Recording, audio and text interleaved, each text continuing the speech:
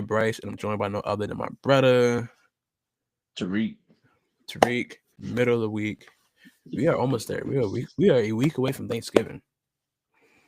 I'm ready for all the fixings, all the chicken, all turkey, mashed potatoes, mac and cheese. I'm ready. But how you doing, my boy? Don't be trying no new shit. Nah, let me chill. Nah, hey, go ahead, give the PSA. Go ahead, give the PSA. Listen, Play your role, man. Be Derek White. Be us Caruso. Be Dorian Finney-Smith, man. Do not be out here trying to be Shea Gilgeous-Alexander. Do not do no extra shit. Do not try to get to the free throw line. Do what you know. Do what you good at. Don't start passing the ball. You're going to start turning the ball over. Don't start shooting threes when you don't normally shoot threes. Get to that rack. Yeah.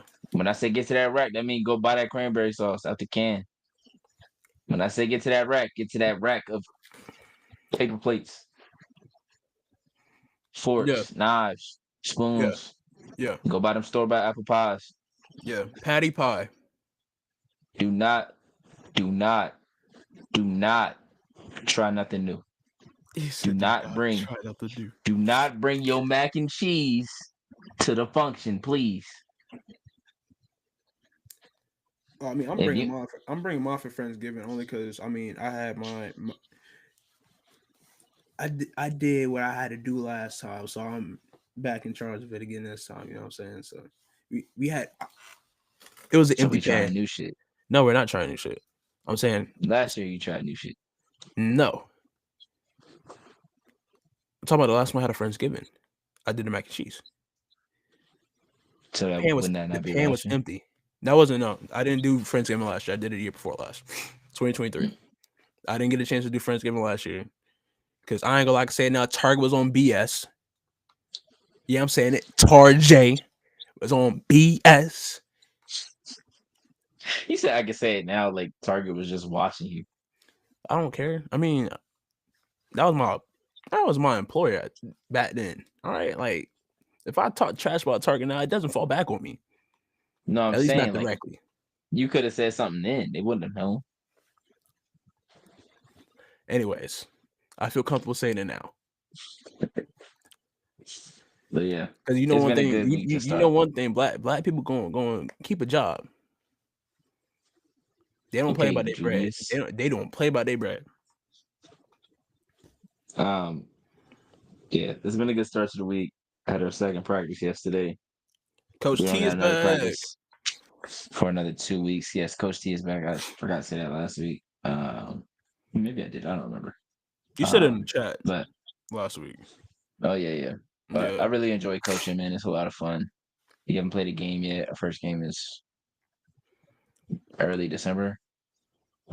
We got one more practice before then. So it's gonna be an interesting team. This is probably the most I would say underrated team I've had. We have good players, but we don't have like a standout player. We also don't have any post players. I mean, we have post players, but we don't have a center per se. So hopefully, ain't no center on another team because this is 15U, so there's a chance that there's some tall kids on another team. But I will say the 3 girls that I have on my team all play very hard defense and are very smart with their hands. So they'll probably end up being my post players. Because look, I've had to play both practices because we were short 1 last week, short 1 this week. And bro, when I tell you somebody threw me like an outlet pass, I jumped to catch it, right? The girl right here, her sister is in the paint. By the time I hit the ground and went to pass, she was back by her sister and knocked the ball away. I said, oh my God, defensive player of the year already. Like, how? And then yesterday, I had to play again, like I said. So I was like, oh, I got so-and-so, whatever. I'll start running down the court on offense because I don't shoot. I tell them I don't shoot. Yeah. Now in past years, they was like, nah, you gotta shoot. So I would shoot. Don't want that. But I wouldn't shoot a lot. But I was like, with this group, I ain't gonna shoot. Man, I run up the court. She chasing me. She face guarding. I said, hey man, what you doing? I said, bro, I'm not even shooting the ball. What you doing? And then I did a backdoor cut, and she ran with me. I said, yeah, we good. We good. We here. Hey. And then the one girl, it was her first practice. She came up to me. Now, if you ever have a kid come up to you, be like, yeah, I want to work on my shooting, but I'm really good at defense. Like, all right, bet. Like, I can work with that. That's a good thing. Man, she was hooping on offense. She was doing up and unders, pump fake, step through. I said, somebody lied. She said, I swear to God, I've never done this before in my life. I said, dog, there's just no way. She You watched just the start film. doing this. She hit somebody with a bump lay. Yeah, she hit a boy with a bump lay. I said, he was like, whoa. Yeah. And then we was like, it was like the last couple possessions before we ended. And one of the kids from the team last year, he's like, bro, we going undefeated. I said, all right, I wouldn't go that far. Hey, but I like that energy. We don't know what the other teams look like. I like that energy though. But we got a good chance because we got some defenders. We got some players that hustle. The only thing I'm worried about is really like shooting. Shooting is our biggest weakness at the moment. Yeah. But they all pass the ball well. They're good teammates, so it's gonna be fun. I really enjoy it. Been working on some content. Started a little passion project today. I'll put out a little snippet of that maybe soon. But I'm really excited for it. I think it's gonna be really fun. And yeah, that's really it as far as my week.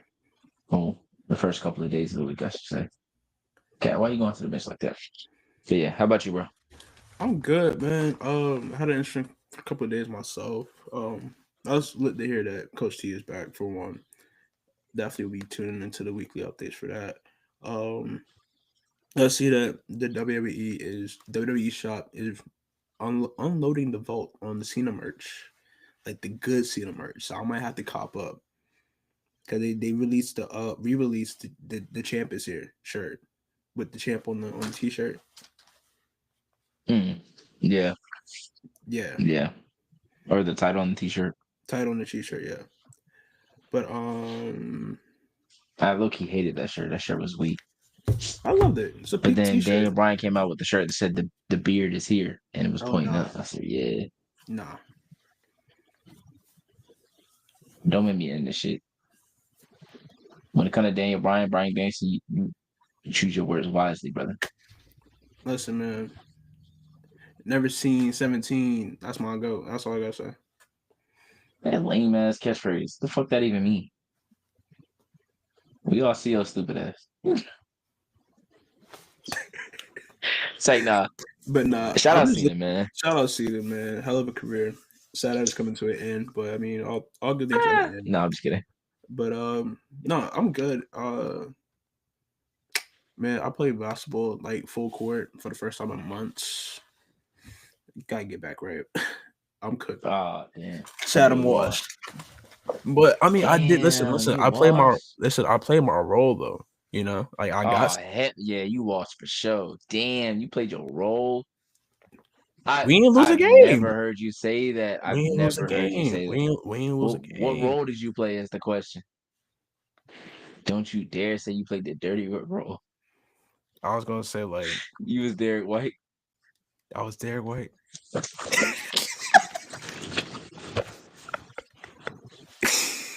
Listen, I was getting steals, getting rebounds, getting assists, pushing the tempo. Oh, you was Draymond.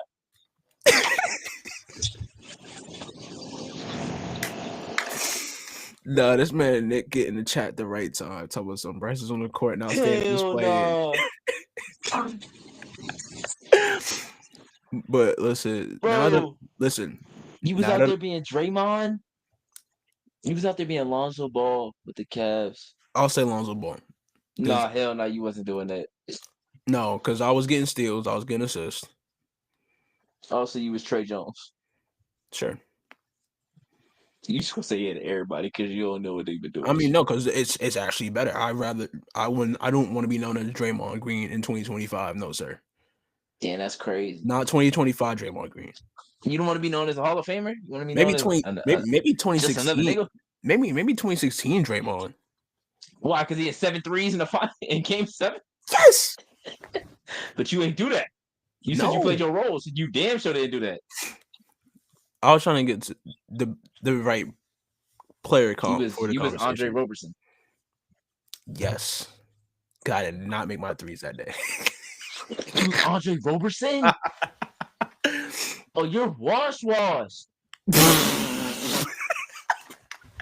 Oh hell, nah, brother, you gotta lock in. Andre Roberson? I know, but see, listen, I gotta get my. Have you ever seen them play defense on him? They didn't. Oh no, they play defense on me.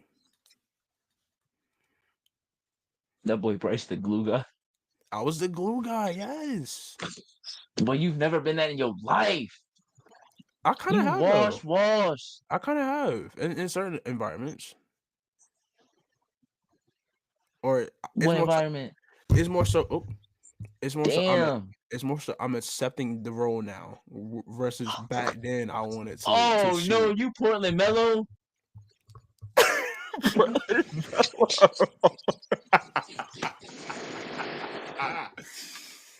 Portland Mellow is crazy. You LA Westbrook. You Denver Westbrook. Nah, brother, not you. Already? You ain't even 30 yet. I know. I mean, almost, listen, but you're not. Cut that out. Cut that out. But no, listen, I just gotta get my stride back. That's it. And it's like, I just had to get my rhythm back. That was my first day back. All right.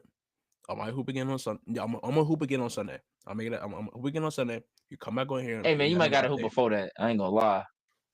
Oh yeah, I'm going to the gym. If you Andre Roberson, you got it. Yeah, please. I'm going to the gym, get some shots up, because that's the one thing I didn't do. I just went straight hoop. I didn't get no shots up. And then another thing, if we ever got to play a 2-on-2, I don't need an Andre Roberson. No, okay? I know you don't. I don't need this. Ain't listen. This is his first game back. All right, like, and I want to track my progress and actually talk about this and get back right. Oh, this is getting clipped, so it's gonna get tracked. We can clip it. I'll post it on my account. On me, I don't care. This doesn't affect me. This doesn't bother me at all. Oh no, I'm not saying you should be upset about it. I'm just saying, like, this is crazy. Like, people that know you, I know. Hearing you say you Andre Roberson, you Draymond Green, you Derek White. Listen, I was Shea Gilgeous before Shea Gilgeous. Okay. See, now you glazing yourself, and we just not finna do that. CFC intramurals. I was a walking 30. I was a walking 30 still losing. So you was not Shea. You was Cam Thomas. Shea was losing before he became Shea. I'll tell you that. Nigga, he been winning for 3 years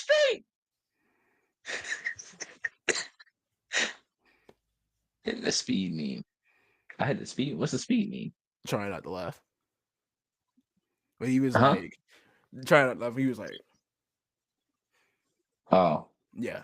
I didn't even know what that was. I guess that's the one that he's referring to. But no, I need to get back out there, like, for real. That was just first day back. I was kind of winded. All right, T Grizzly.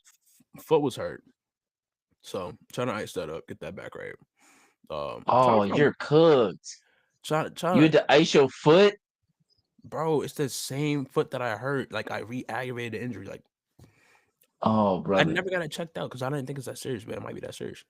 Clearly, it is, gang. You Andre Roberson now. I'm not Andre Roberson. I'd rather not hoop at all than be Andre Roberson. I rebuke that. No, it's too late. You agree with it multiple times. It's too late, nigga. It's too late. You just got to go in the gym and get better. Yes. I will be back in the gym tomorrow. You got to go to the gym, get shots up, and you know what Michael Beasley say? And do it again. Yeah. And do it again, and do it again, and do it again, and do it again. We in the gym tomorrow. We are not Andre Roberson. No, we're not. We are at the very least CJ McCollum. Yes. At the very least. Yes. Because that was the next person I was thinking of. That's the next person I was thinking of. Not 2025 CJ McCollum. No. 2019, 2021. Yeah. Game is CJ. Yes. That ain't going yet. We 26, bro. That should not be going yet. No. Now we about 35, maybe. Listen. 26? Hell no. I'm beating Wash. I'm beating Unk allegations. All that. Oh. Nobody called me Unk. Nobody knew my age out there. Nobody called me Unk.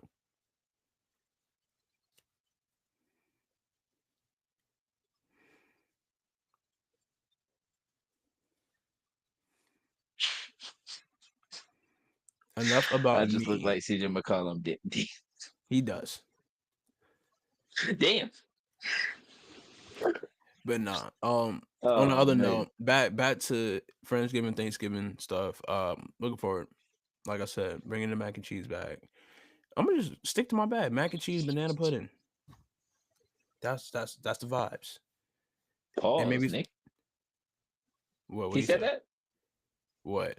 Please, Reek, I need this. Oh, he was quoting Speed, Oh, but he remixed it with Reek, or I don't know. I was gonna say pause. What the hell? But nah. But yeah, nah. I'm looking forward to Friendsgiving. Looking forward to Thanksgiving. Looking forward to the time spent with family and friends. And while I'm with family and friends, I'll be sure to have basketball playing in the background and forcing all of them to watch basketball this weekend and next weekend. So, yeah. That being said, we got a good show ahead. Let me bring up my notes. Yeah, I got my notes on my phone this week.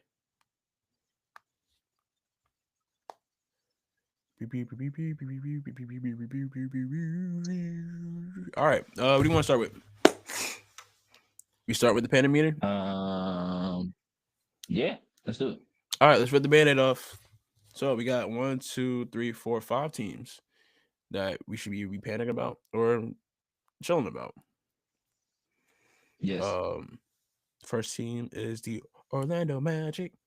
Orlando Magic. Orlando Magic. Whoa. They stopped playing the song because I have not heard the song once this season. Because they ain't even went. I mean, they're 7 they and haven't been losing, losing, 7 and but 8 now, or yeah, no, 8-7. 8 and 7. They won last night. But they are the 10 seed currently. Hmm. And granted, it's November. It's November. It's not a bad too much look. separation between the teams at this moment. Very true. Yes. Besides Detroit. Detroit basketball. They open. They are. Remember we used to yell that out in gym class? Whatever, Yes. what was hit a 3? Yeah, which is crazy because they was not known for that. No. Detroit basketball was defense. Yes. And they yelling Detroit basketball. I don't know how that started, bro. Like now I know why niggas hated us for it. I don't care. I didn't care back then. We didn't care. I still don't give a damn. Never gave a damn. It was everybody. It was everybody else's insecurity. It was like, oh, look at these two guys having fun. Hey man, you have fun as well. Win. Play with your friends. Win and we quiet. Well, no, I'm not quiet actually. I talk shit when I'm losing too. So yeah, great sign of a man. Talk when you up and when you down. Duality. Anyways, the Orlando Magic, they're set 8 and 7. I said I'm not tripping too much about them at this current moment. Mainly because it's early into the season. Even with Paolo being out for the next couple of weeks. Not tripping. Now, remember, this is the team that you picked to go to the finals. This is the team I picked to go to the finals. You said Magic and Thunder, brother.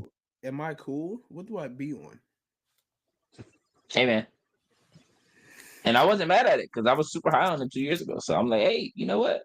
I'm not mad at it. But Magic to the final. I said don't sleep on the Magic, but did no, I really brother, pick the Magic? You picked the Magic to the final, bro. You picked the Magic to go to the finals because you went through the whole East. You was like, I mean, Cleveland could, New York could, Boston, I guess, is still like in the conversation. Detroit, I really like Orlando. Atlanta has a chance. Like you went through everybody because you didn't want to say one team specifically, and then you went and said Orlando versus OKC. You did that for the MVP too, because you were like, oh, I mean, Ant could win it, Luka could win it, Jokic could win it again. We could see a new guy get it, but I'm gonna go with Ant ultimately. That actually sounds like me. That was with you saying that Orlando was going to the finals. Impersonation. What's your panic meter now? My panic meter, I'm sweating, but I ain't panicking. Trinidad James. I'm sweating. No, not Trinidad James. Because, like Jay-Z said, I don't pop Molly on Rock Time Forward. 1 to 10. What's the number? 1 to 10. We can do 4. Okay. I'm sweating. For me, it's probably a 7. 7. Not bad. Yeah, it's 20 games in almost. Yeah. Paolo is out for a little bit. Jalen Suggs is still not playing back to backs. Desmond Bain hasn't looked like Desmond Bain completely yet. No. That kind of worries me. And there's been conversations about not Jock Vaughn, about the coach being fired, Jamal Mosley, which is never really a good thing for a team that's trying to win a championship unless you have LeBron James, Dwayne Wade, and Chris Bosh on your team. That typically doesn't work out well. So yeah, I'm a little worried, especially because Philly looks better than we thought they were going to be. Miami looks way better than we thought they were going to be. Yes. Chicago looks better than we thought they were going to be. They Atlanta have is starting to figure things out. New York is still there. Cleveland is starting to figure things kind of. They lost again today. Yep. Donovan Mitchell. Toronto is better than we thought. They're the second seed right now at 10-5. Yeah. So it's not like and again, like it's all really close together. But the longer you struggle, the harder you got to fight to get to the top of where you're trying to get to. To get to a top 4 seed. Yes. But then even when you get to that top 4 seed, you could be playing somebody in the second round that you don't really. I mean, I guess in the East, it's not like anybody's unbeatable. The East is but up you definitely in the want air. the easiest path. Yeah. You don't want to have to play New York or Cleveland or Detroit first round, and then have to play one of those two teams second round, and then have to play one of those things conference finals just to get to the finals and potentially get your doors blown off by OKC or Denver. Yeah, and that's why I like the East like last year. It was up in the air. Like nobody really saw the Pacers get into the finals, but they got to the finals. No, we didn't even talk about that. Because they had and it's like they had a chance because they were in it, and they kept themselves in these games. They kept themselves in these series. They did what they needed to do. Now, I could see a team having a similar success or a similar path to the finals this year because the East is that wide open where there's not a definitive team out East, at least not yet, that it's like a big powerhouse. Like the talent is spread out across the East pretty well. It's parity in the East, which is great. But the East always has gotten a bad rap, like since I watched basketball, because of how weak it is year after year. Yeah. In my time of watching basketball, I would say.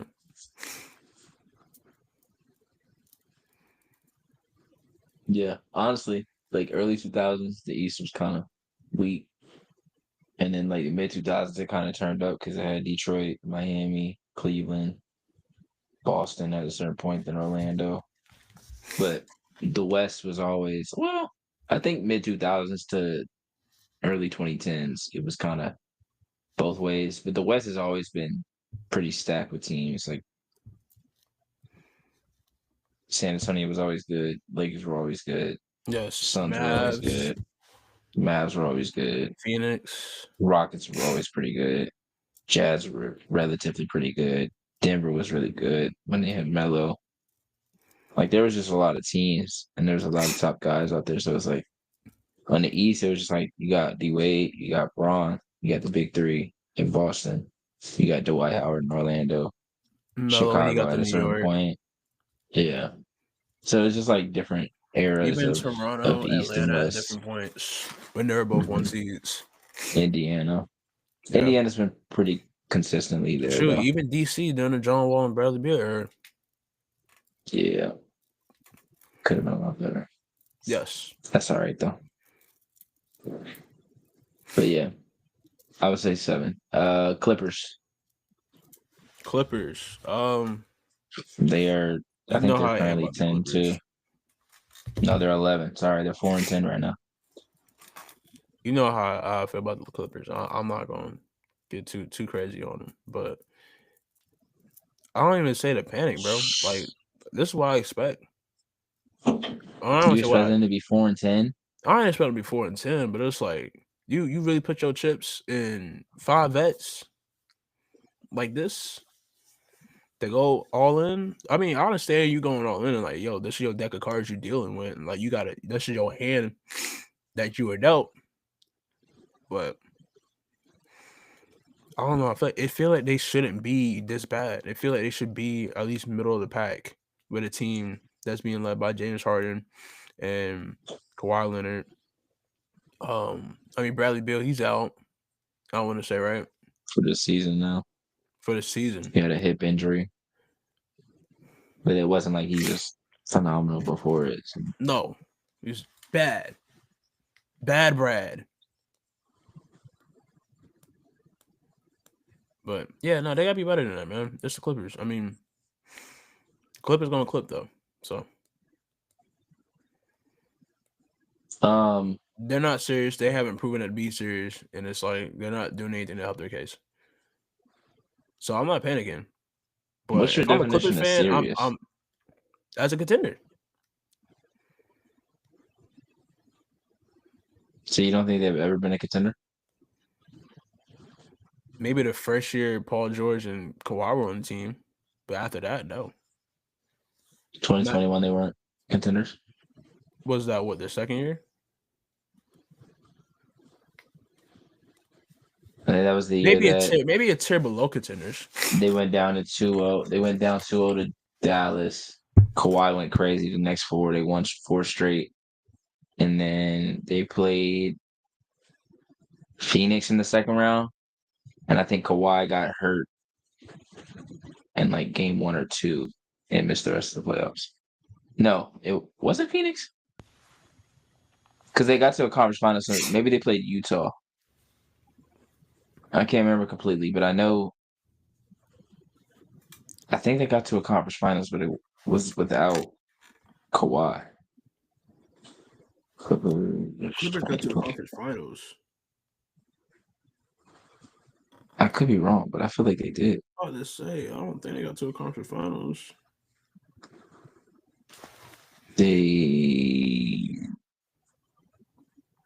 Yeah. So they ended up beating. They beat the Mavs in 7. Then they beat Utah in 6. But they played game. So it was game 5 and game 6. They played without Kawhi. Won that series because game 6 is the infamous Terrence Mann game where he hit like 7 threes. Rudy Gobert was packed in the paint. Not saying that was Rudy Gobert's fault. Kenny beat him. And then they lost to Phoenix in 6. Kawhi didn't play any of those games because I think he tore ACL. Yeah, I think that's whenever things started. Because PG was like the leader of the team again when that happened, and he was lucky. Yeah. So that's funny. Just pay they made a conference finals, but they haven't. I mean, it's similar to when they had Chris Paul and when they had Blake Griffin. They haven't been fully healthy in the playoffs. Yeah, like even last year. I think last year was the first year that they were fully healthy, besides 2020. Yeah. I think this is what's going to happen with the Clippers. I mean, you keep Harden around as your elder statesman, and he could be like that vet point guard leader that they need or that a team needs, right? Ryan Nembhard's, but no, Andrew Nembhard. I'm sorry, I be getting Andrew Nembhard tough. He's stamped. I looked on the bench and I was like, stamped. The Pacers are not playing, and I was like, that's Ryan Nembhard. Cause I was like, he was just wearing like a regular black polo T-shirt. I was like, hold on, you got more money than that. And then I was like, oh wait, that's Ryan. Like, you don't. Like he literally a shirt that I had when I was like 15 or like 16 years old. Same shirt. That's crazy work. No, there's a trend. Like not even a collar. Where it's like you can work oh my god this many days and you still will never make as much as Biz Max be on those. I thought you was about to talk about the quarter zip shit.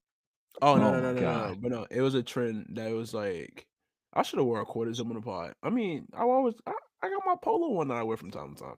But no. Oh my god. It was a trend. It was like you could make this amount of money if you could work this salary, working this many days, and you still won't be able to make such and such's yearly earnings or something crazy. I was like, dang, NBA. Luau Deng with the Lakers. Yeah, 72 mil. Money never running out. Not facts. Back to the Clippers though. I think I want to say they need to blow it up, but they probably need to blow it up. You think they'll do that? No, Steve Ballmer don't seem like the type to he's not going just to. wash his And hands that's and gonna rebuild. kill him. That's gonna kill him. They're gonna miss out. Well, Kawhi's probably gonna get suspended or something. Something's gonna happen For with the the whole season. aspiration thing. Yes. So they're Something's gonna have happen. to do something because you And they're gonna cannot rely on investigate. what And they're gonna next year investigate James Harden other to be 36, teams. 37? Yeah. Like that can't be your best player. They gonna investigate his contract and investigate other people's contracts. So whenever they do crack down, I mean, on I'm the sure they Clippers, already know. Yeah. Thanks to Pablo Torre. But whenever they do crack down, Shout out Pablo. Shout out Pablo. I actually like his new podcast. Like, I like the platform. It's a good show. But stop cheating, people. I think whenever the NBA does come to a conclusion on this whole Kawhi Leonard thing, he'll probably be suspended. Steve Ballmer will be penalized, and possibly Ty Lue, because his name is getting thrown around. And his name's getting thrown around. That's the last that I saw was Ty Lue is a connection with this as well. Yes, but yeah, no, I mean, I wouldn't even panic, bro. I'd just be upset, frustrated. Like, I would hate to be a Clippers fan. It's like being a Jets fan. Like your organization. No. Hold on. Only difference is Jets know they suck. So it's not like the Clippers don't suck though. I know, but they underperform every year. That's completely different than the Jets, man. It's different, but it's like, damn, year after year after year, we get sold a dream that we're good, and then we get to the playoffs. Clippers are closer to the Cowboys. Okay, yes, but not even. They're more like. I'm trying to think of a team that pays a lot. Well, I was saying just because of bad decisions. But the Cowboys hasn't made bad decisions. I would say Cowboys haven't made bad decisions for real. I mean, they have, but they haven't. They're just not. They just get the short end of the stick a lot of times, and it's funny. Damn. No, you just a peak. Like, you would think that you're from LA and you're a Lakers fan the way you hate on the Clippers. It's kind of weird. Oh, that slander, that smoke was for the Cowboys just now. But still. But I mean, still with I'm mad as a basketball fan that the Clippers aren't good. Like they are that they. But they're not bad though. They're not bad, but they're not doing anything to get themselves to that next level either, though. Like, brother, you're a Nets fan. What are we talking about? Okay, hey, we could talk about the Nets. I will have my reservations about the. We will, because Michael Porter Jr. is playing well, so we're going to talk about it. But that's one player. Okay. That's not the Nets. That's just Michael Porter Jr. And what team he play on? I don't know. Nuggets. He plays on the Brooklyn Nets. Unfortunately, for him, he lives in New York. Anyways, yeah, I'm not panicking, but I'm pissed off if I'm a Clippers fan.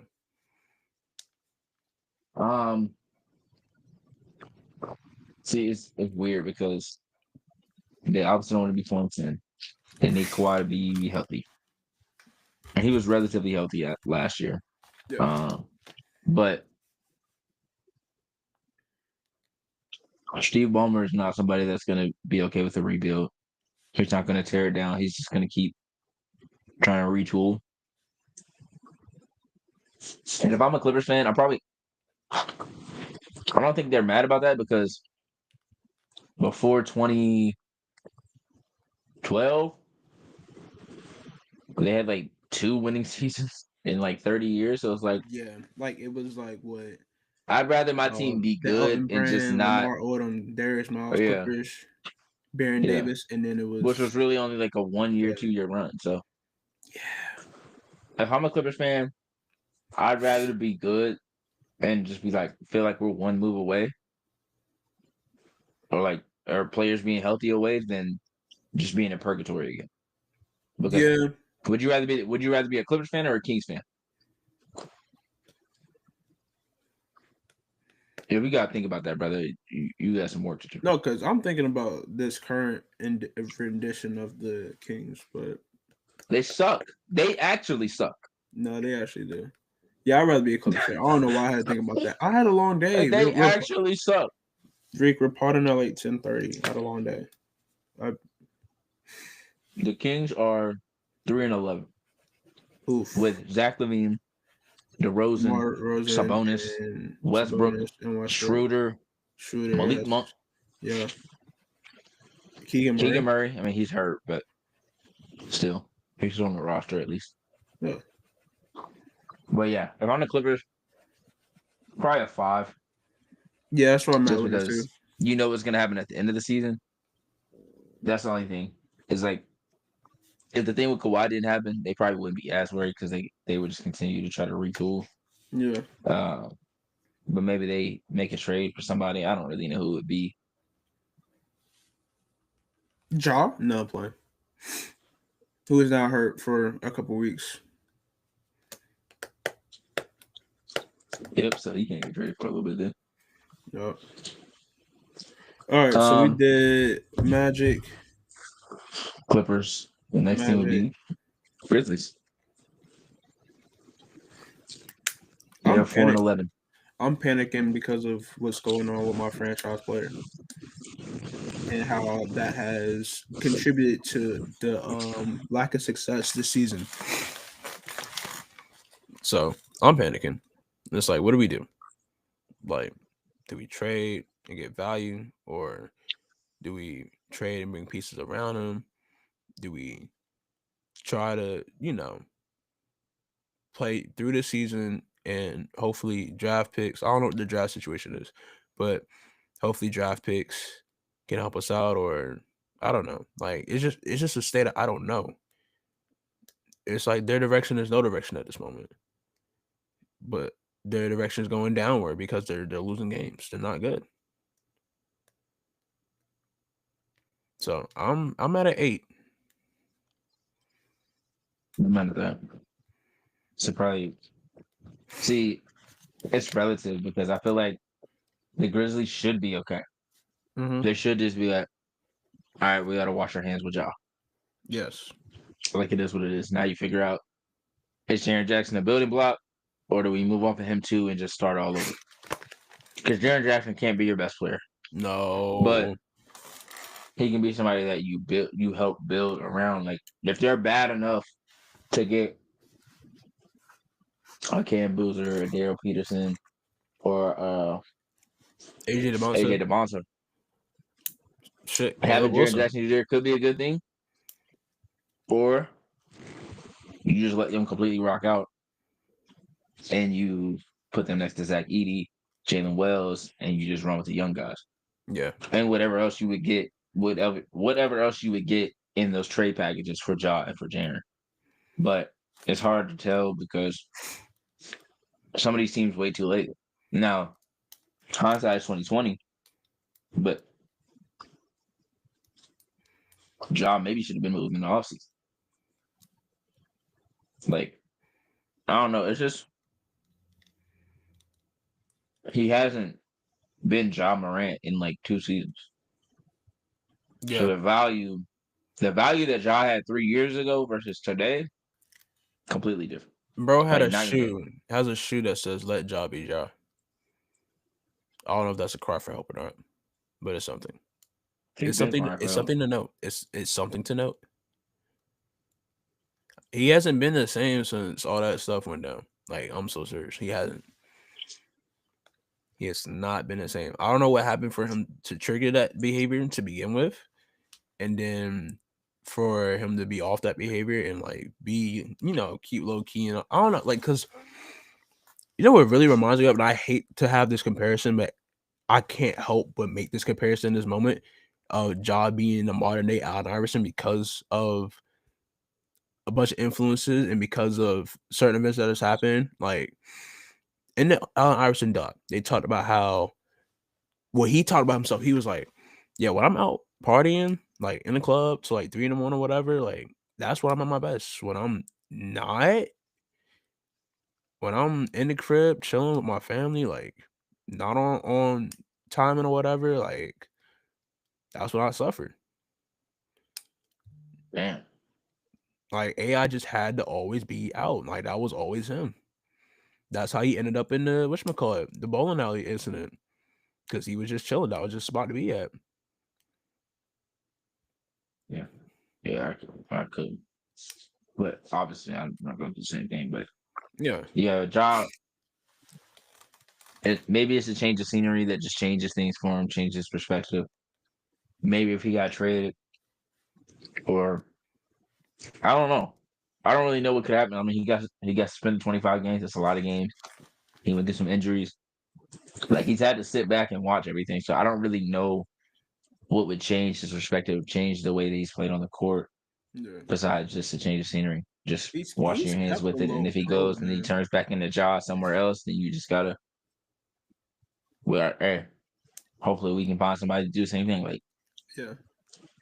it's better to move on and try to recreate something than to constantly try to redo something over and over again with the same players.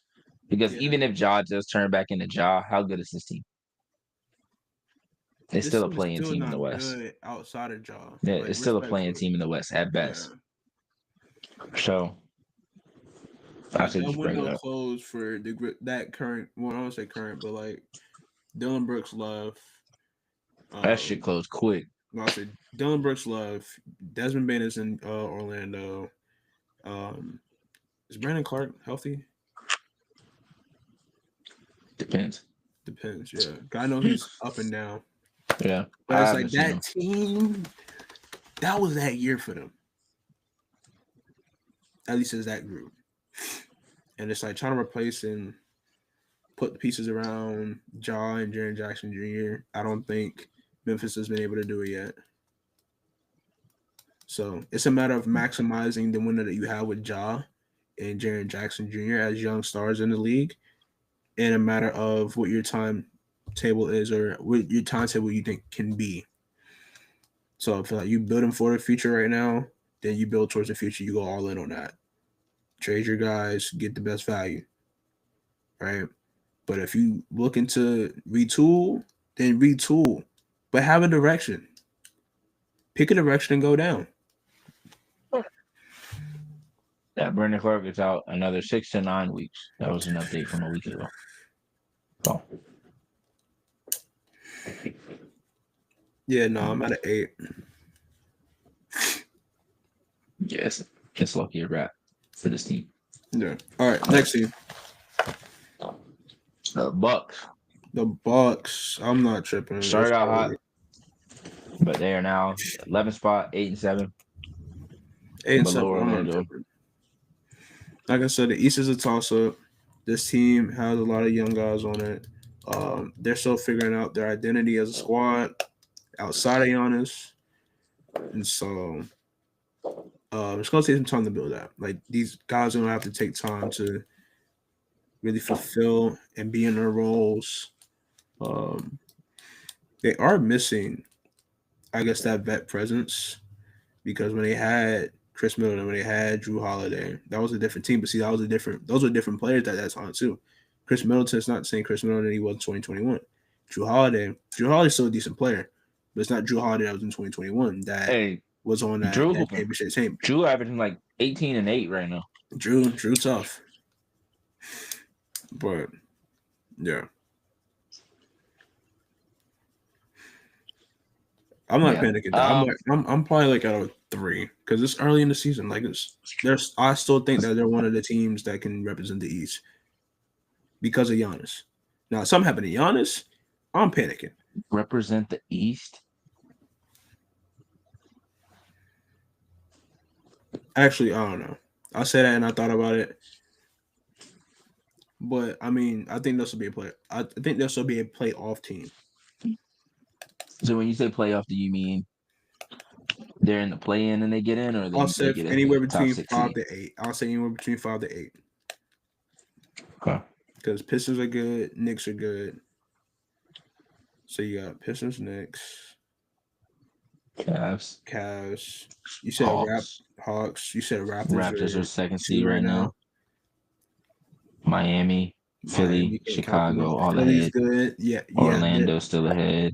Bucks are a playoff team, but it's like from 5 to 8. Yeah. I think it's like a 6.5 at least, because their current who's gonna come to Milwaukee to help them become contenders? Shoot, I don't know. And Giannis every offseason has said like, "Oh, I'll leave if we're not, winning a championship. We don't have a chance to win a championship. That's all I want is to have a chance to win a championship." Now I he feel could like just be Giannis. saying Oh, shit. go ahead. He could just be saying shit to say shit because he's done it for the last couple of seasons. Yes. But Blowing smoke. and I will say Milwaukee has always done well by him. Like when he says Always. stuff, they go and do something. They go and get Drew Holiday. They go and get Dame. And some things just didn't work out on the court. Sometimes it did. They won a championship with Drew, and then they didn't get to the level that they wanted to with Dame due to some different injuries from Dame during the playoffs. But I don't think. And then Giannis the year before, Giannis missed I think like 2 playoffs in a row. So it's hard to look at them and be like, oh no, they're good. Like this team is not good. Like if you really look at this team from a night to night basis, like, and it's no disrespect to anybody on the team, but Ryan Rollins, Gary Trent Jr., Kyle Kuzma, Giannis, and who the fuck is the starting center? Like, Portis? it's not Bobby Portis, but It's like not Bobby Portis. Okay. he plays like starter minutes. That's it. Oh, Miles Turner. I'm tweeting. Oh, they do got Miles Turner. I don't know why I forgot about that. Yeah, which Miles Turner's not a bad player at all, but like he's Ryan not. I don't Rollins, like how he Rollins, AJ Green, Yeah. Kyle Kuzma, Gary Trent, KPJ, Bobby Portis. Like Bobby Portis is averaging 9 points a game. He's not even a top 7 scorer on the team, 6 scorer on the team. Like, I guess it's not a terrible thing, but it's like if you're relying on Ryan Rollins, Kyle Kuzma, and Miles Turner, Yeah, that's not a championship I think roster. you're in a really bad spot, man. I mean, I think they know they're not a championship team. It's just like, is Giannis okay with being in purgatory essentially? Like if he was in the West, he had absolutely no shot. I still don't think he has a chance in the East. But it's also at a point now of like maybe Giannis has waited too long. Almost every team is pretty much ready to just stand pat at what they had. The only team that was thinking about it was New York. Yeah. And as time goes on, they probably feel less and less inclined to do it. So what teams have enough that makes sense to trade for Giannis? And they don't have enough to get somebody to Milwaukee to play with Giannis. And I can't think of the last big free agents to sign with Milwaukee. I mean, I guess you could say Miles Turner, but I'm not counting him as a big free agent. Dame got traded or he signed there? It was like a signing trade kind of. Okay. But it was a sign. He signed with them because they waived Dame, so they had enough money to sign Miles Turner. Okay. So yeah. But it was Yeah. but that's how Drew Holiday got to Portland and then ultimately to Boston, right? Not with the Miles Turner trade, no. No, I'm talking about what whatchamacallit. The original Dame trade, yes. The original Dame trade was him to Portland, and then Drew essentially got moved to Portland for Marcus Smart, Robert Williams, and things. Gotcha. Yeah. Like I can't think of. I mean, Monte Ellis was traded there. Yeah. Brandon Jennings was drafted there. Michael Redd was drafted there. Ray Allen was drafted there. Chris Middleton was what? Giannis drafted there. Chris Middleton was traded there from Detroit. Bobby Portis was traded there from Chicago. Brook Lopez. Was he traded there from Brooklyn? Or did he sign there? Pretty sure he signed there. So that's their biggest signing of the last 15 years. I don't think they have, like, it's not the destination that people want to go to. So they're eventually going to have that conversation too of like, do we move off of Giannis? Even though,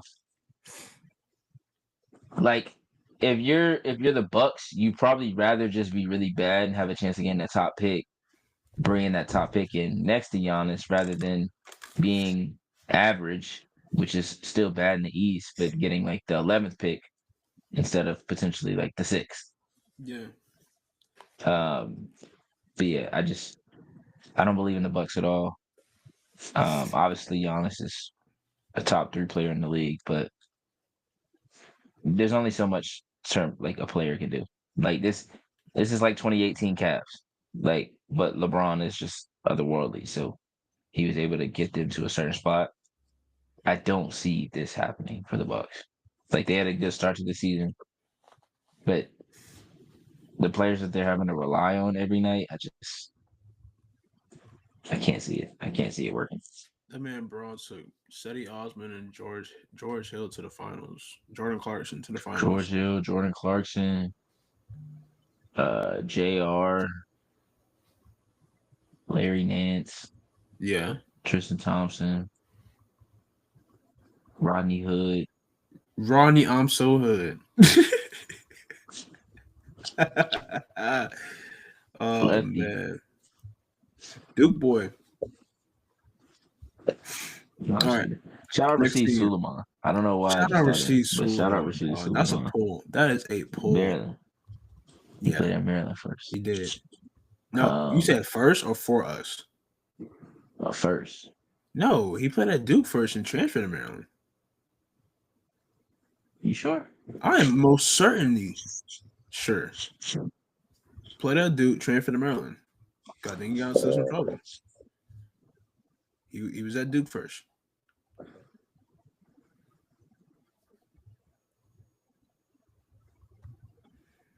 I ain't heard that name in a minute. But he played for the Hornets? He played for the Hornets? When the hell did he play for the Hornets? He's 34. In the league. 34. Dang, what was Rasheed Suleiman? He played for Duke for 3 years? Yeah. Yeah, that boy was ass. He was on the Grayson Allen teams, wasn't he? Yeah, he played there for 2012 to 2015. So he actually. So he was on that championship squad. No, he was on it. He was on it. Y'all went 14-15. Yeah. Yeah. 2015-16, he was on Maryland. Okay. He played. Well, he I guess had like a contract with the Hornets. Got it. Damn. Jeez, then he played at Duke for 3 years. Then that's bad. What, playing at Duke for 3 years? Yes. Same with Kentucky. You're supposed to go there and put one and done at the most. Yeah. At the most 2. If you're there for 3-4 years, you either bad or you just that's just what you plan to do from the start, right? But man, no. When I realized we had I'll get off topic. I'll bring it back after this. But we had David Robinson's son. Oh, just kidding. Well, him too. Yeah. But I remember we had David Robinson's son, and I was like checking him, like watching the games, checking him out, and I'm just like, yeah, he gonna be here for a while. Like, respectfully, man. But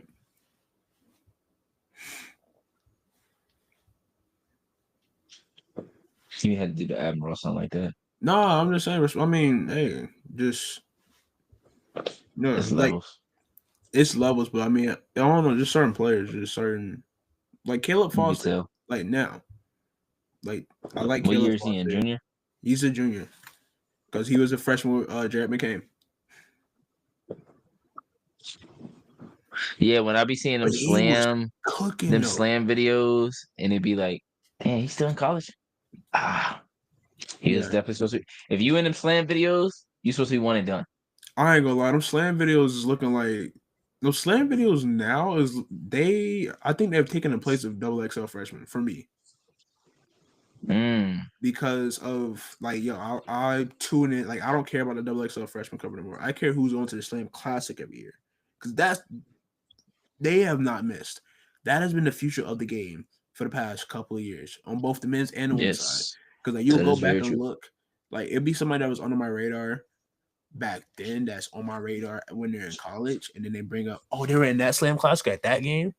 Like the craziest part is the one that Juju was in, she wasn't even like the highlight. No. The highlight name. That was when Hannah Hidalgo did the under the and Jada Williams through the legs. Yes. Hannah and Jada Williams. I want to say what names. Was Chloe Kitts in that game too? Chloe Kitts, Malaysia for Wiley. Was Tessa Johnson in there? Maybe. I think she might Slam have. don't miss. I looked at an old Slam from high school and saw like a Mercedes Russell wow. Like a Mercedes Russell like high school feature in there. And this is a Slam from high school. Yeah. I feel like I've only seen Mercedes Russell as like a WNBA vet. Exactly. Which she hasn't been a vet like the whole time that I've been watching her, but I just feel like she has. But she's just one of those players that when like we Rebecca started Brunson. potting, she was a like vet I don't think I've ever seen Rebecca Brunson young. Yeah. Like I've only known her as like the vet on the Minnesota Lynx and then assistant coach on the Minnesota Lynx. That's how I feel about Becky Hammond. Like, okay, no, hell no. Because she was one of my favorite points. Like one of my favorite but I'm saying ever. I'm saying when I was saying me, when I was introduced, it was more so it's like she was towards the end of her career in San Antonio. It was a vet. I'm not dispelling her as like her. Yeah, yes, that's a great call. Better coach though. Way better coach. Yes. But got 3 of them things. The Peacock stuff, or is he on Peacock or is he He's on Amazon? The Prime stuff makes they put Mind the Game on Amazon. Him sitting down talking to Braun. Yeah. Makes me realize, or I already knew because I was always arguing with you, but that motherfucker no ball. Like I think he should get another coaching chance. He didn't know ball. I think he should get another coaching opportunity. He probably should get another coaching opportunity. And like, no, hindsight's 2020. It was not the best opportunity for a first-time head coach. That Brooklyn situation, you're dealing with a guy like Kyrie, and he's too nice to say like, them motherfuckers is bullshit. You was dealing with a lot of big personalities. He was like, nah, and then I could have done better. I'm like, maybe, but them motherfuckers was bullshitting on you, gang. Yo, like that was not a job for a first-time head coach. First run as a coach with Brooklyn. Yeah, it looked bad, but then when he got to Dallas, you're like, oh, this motherfucker know how to coach. Yeah, experience though. I want to see Rondo as a coach too. Yes, I think he's like also grassroots. Okay, yeah, he does. I did peep that, but I would like to see him as like a high school or college coach first before being an NBA. I feel like it's too early for him to be an NBA coach. I mean, Willie Green became a coach. Willie Green, quickly. Yeah. I don't think Willie Green should have been fired, but it is what it is. Yeah. Let's do keeper kick real quick. Wait, no, we ain't get the one more team because I ain't gonna lie. I was waiting for this team. You said every team but this team. Oh, the Mavericks? Yes, the Dallas Mavericks. Panic. Damn. Yes. Nico fired. AD hurt. Kyrie ain't coming back till next year. Next calendar year. Like we're in November. He's not coming back to what, January? He might. They said he might come back before Christmas. All right. Anyways, but Kyrie's not playing anytime soon, right? No, you say that. He played 2 weeks ago. Klay Thompson shooting the ball backwards. Panic. Okay. Like this is bad. Like this is not supposed to go the way that it's going. So reassess. Panic. Put Cooper Flag in his right position. I understand he is a good playmaker and he can handle the ball at his size, but put that boy in his right position. This is a different game. He can't do the same things he could do in high school and college. He a small fish in a big pond now. Stop giving that boy a damn silver platter. All right, I like Cooper Flag, but he's been on some good teams, some great teams. That Montverde team is the team they talk about a lot. Or no. They talk about the Cave Montverde team. They don't talk about his Montverde team. But his Montverde team is tough too, though. Derek Queen was on that team. You got other top recruits on that team. Lee McNeely. Lee McNeely's on that team. He's playing with the Hornets now. And then you go to Duke, play with Colin Knippel. Colin, he a lottery pick himself. He hooping. He hooping too, man. That boy Colin nice. Like, I really think Conkinuma gets better every time he gets on the basketball court. It's crazy. And it's been that way since his first game in Duke. He gets better over time. But, yeah, no, I'm panicking if I'm Dallas. But it's a panic, but it's like, I don't know. And I think it's good that this is happening in Cooper Flagg's first year because, like, all right, we actually know what this guy needs and we can build around him. And then we can bring in a GM who has a mindset or can have a mindset and have a goal to start fresh and build around this guy the proper way. Hopefully that's what they're looking for in a GM. But, yeah, no. Nico fired and them being bad at this time could play in their favor because now they know what they need to do. They have a direction. They have their future in Cooper Flag and Derek Lively, who I would think would be a key part of their future as well if he's healthy. Those two guys, I would keep Kyrie around. I would not honestly do whatever, but do what you can to keep Kyrie happy, to keep Kyrie in Dallas, because I can't see him being a good vet leader for the team. And you need that as a point guard. I mean, you need that in a point guard for a team that's trying to contend or a team that's trying to get better. Kyrie's been around this game for a long time. He has a lot of tutelage to pass down to the younger generation. He's starting to do so now. We've seen Kyrie be more involved in the game, outside of the game itself. So I would think, and I hope Klay Thompson plays better for his sake. Like, not even on. I don't even want to get. I don't want to bring that into this. But as a basketball fan, I hate to see Klay Thompson struggle because Klay Thompson's a good basketball player, and I enjoy watching him play basketball. I don't want to see Klay go out like this. Not saying that he is, but no. Right. Not like this. No, I feel that. Yeah. Damn, so, Jeff. They're in an interesting position right now, but I am panicking though. So we could say 9. I think if I'm a Mavs fan, I'm no longer panicking. Okay. Because of they fired Nico Harrison, so that it's not behind you because the owners / governors still allowed it to happen. Okayed it and allowed that shit to happen, bro. Sent that to the league office. Yeah. So there's still always going to be, especially like the owners are also like very like casino heavy. Like they're more worried about like setting up like getting their casinos in order and stuff like that than they are about necessarily the on court stuff. Yeah. Like the reason they fired Nico Harrison was more of like backlash and like they just didn't like the way that the season started as far as like the outlook of it, not necessarily like, oh, it looks bad on the court type of thing. So and them not winning doesn't help. If they were winning, if they were winning, he'd still be there. Winning solves everything, man. So if I'm Dallas and if I'm a Dallas fan, you move off of AD, get what you can get for him. Kyrie is interesting because Kyrie at this age is probably not trying to play on a team that is trying to like trying to work their way to be a contender. Yeah. Like I don't think they go into like a full rebuild. Like I think they could do it within 1 or 2 years, depending on how good Cooper Flag could be, depending on what their draft pick could look like. Yeah. But obviously, like everybody can't get a top pick, everybody can't get a top 5 pick. And everybody can't rebuild either. Like everybody can't be like, oh, we're rebuilding. But I do think there's things that Dallas could do to put themselves in the right direction rather quickly. Yeah. After and considering where it could be, like if they hadn't gotten Cooper Flag and AD was hurt and Kyrie was still out, and it's like, all right, now we're starting like this, it would have been 100. Like I think there would have been a lot of Mavs fans that are no longer Mavs fans.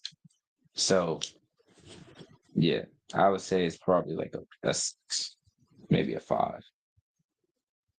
Like I think the fans don't feel as bad about it. I mean, not they don't feel as bad, but they aren't as hurt by the season as they were with like how last season went. Like they're like, okay, we still have Cooper Flag. It could be a lot worse type of thing. It could definitely be a lot worse for the Dallas Mavericks. I mean, you do have D'Angelo Russell as your point guard now, so Yeah. but it can always be it can always be worse. It can always be worse. It could. It It can honestly always be could. worse. Because I mean, hey, they get that 2 pick. No, because see, Dylan Harper's good, but he's out now too, though. But Mhm. I don't know. I'm trying to think of who else could they have been all right picking if they didn't have the number 1 pick. Like maybe Ace Bailey could So fit they in the probably would have had like situation. they probably would have had a pick from like 8 to 11. So what? Jaeger Dimon was 8. They would have had a choice of like Jaeger Dimon, Derek Queen, Noah Come on, Mala Singay, Watch. come on, Maluach. Yeah. They probably would have gone like actually I don't know. I guess a wing. Yeah, Like maybe a Neat Clifford. Neat Clifford. Yeah, Because you already had AD, you got Lively, you got Gafford, you got yeah. Kyrie come back, you got Clay. So you need a wing. So That's why I was saying Ace Bailey because Ace Bailey dropped to the yeah. Jazz. He What, was supposed to 5, be 6? top 3 in that draft, but Yeah. yeah, Just depends on where they would have landed. Because if they move back, then someone else moves up. I said no So telling who would have moved up. yeah. It's always interesting to think about. All right, well there you have it. Panic or not? Um, I don't know. What teams need a panic? Panic meter. Um yeah. We can do a quick keeper kick. And then we can run through some college stuff and then we can get up out of here. All right, It's let's late. go. Keeper kick. This Yeah. is essentially just this week is just like a question. Okay. Or like keeper like it's literally just keeper kick. Got Trey it. Young with the Hawks. I'll keep. Okay. I keep. I mean, you can. I feel like this is the point where if you are gonna kick, do it. But at this point, I'm keeping. Okay. I can rock with Zion with Trey. the I believe in Pelicans. it. Kick. It's ran its course. It's ran its course. I don't know if Zion gonna be a number 1 option. Hmm. I think he could fit as a 2 option. Like he, put a couple moves in the bag, give him a good point guard, put him alongside.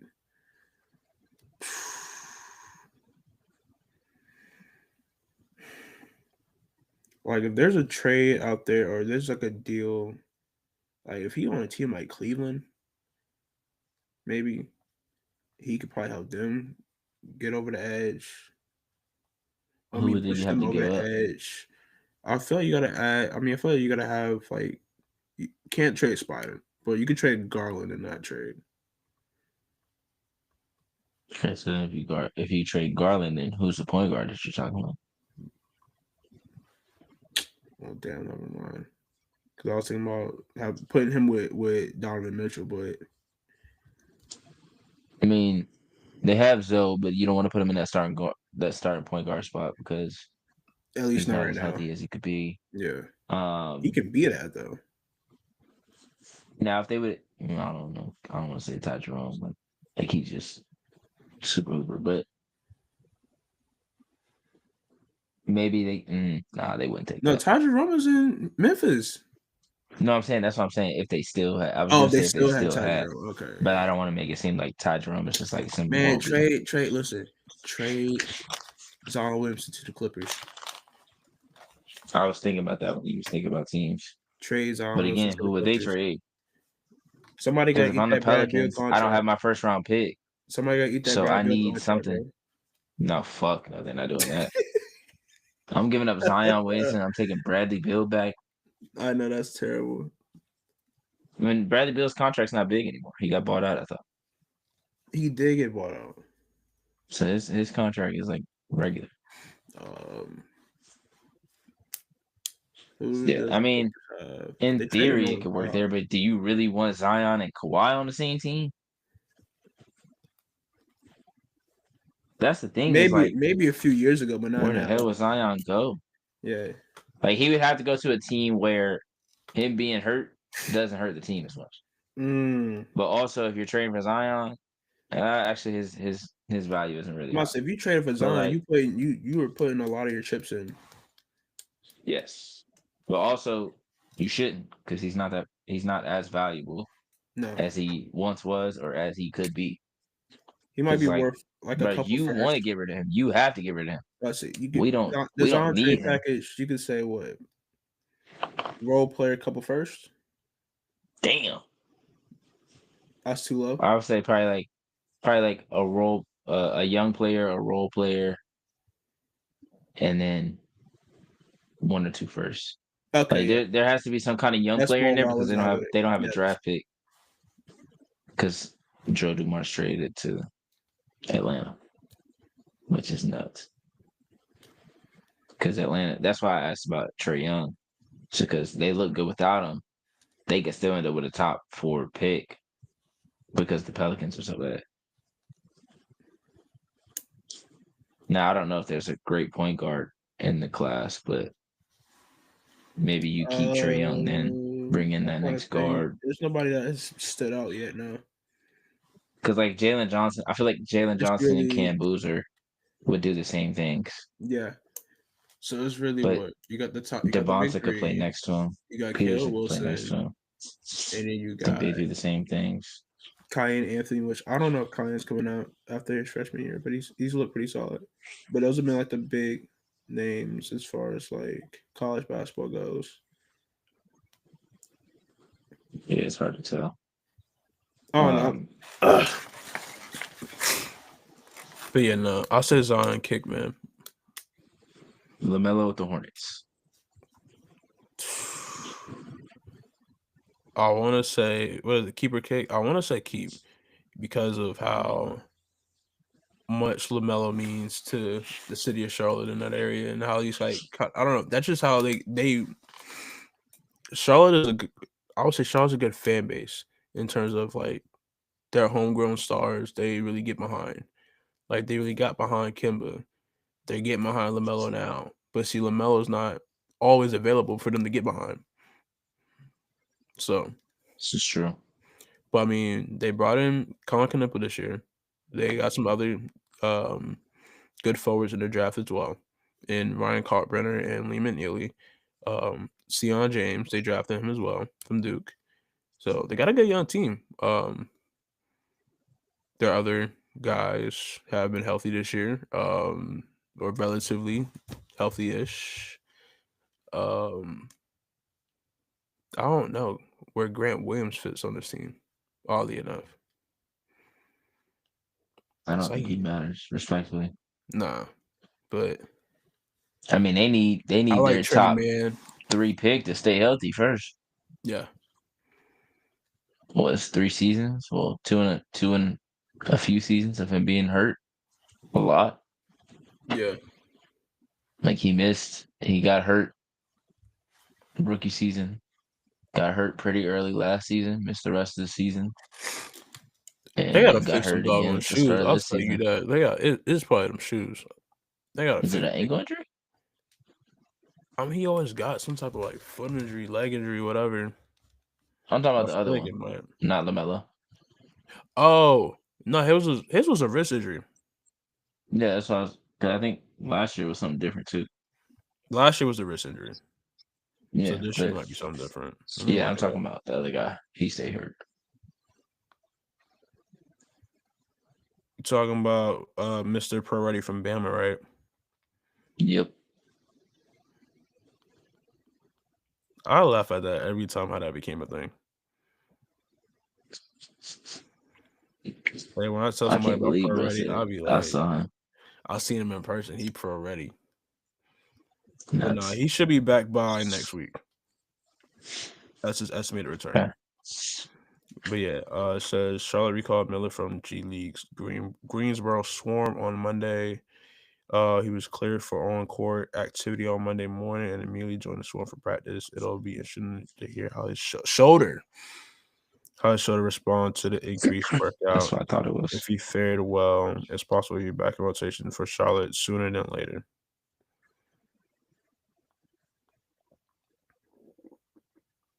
Makes sense. Yeah, they got to get all of them healthy to see what they actually have. Yeah, because healthy, that But team has again, you don't potential. want to keep waiting too long, and then No. Melo don't got no value because he's been hurt over and over and over. Honestly, they got potential if healthy. Because they got a lot of guys that are young but like experienced at the same time. Like they got Colin Sexton We coming just off the haven't bench. seen them actually play basketball together. Yeah. But it's still early. I think you have a little bit of time left to decide before you have to decide on Melo. Ja with the Grizzlies. Kick. To kick the dark skins, keep the light skins. That's essentially what you just did. You gonna cause Nick to say something crazy in these comments. You kicked Zion and Ja, but you kept Trey and LaMelo? It's their situations. Interesting. I will say the players that I kicked. Interessante. Listen, the players that I kicked, you gotta go all in on building around them. If you're that team, if you're gonna keep them, you gotta go all in on building around them. Whereas LaMelo and Trey, health is really their issue. So it's like if they're healthy and their team is healthy, then it can be great. Because I think Trey can elevate that team when he's on the floor. Yeah, see, I'm not so sure about that. But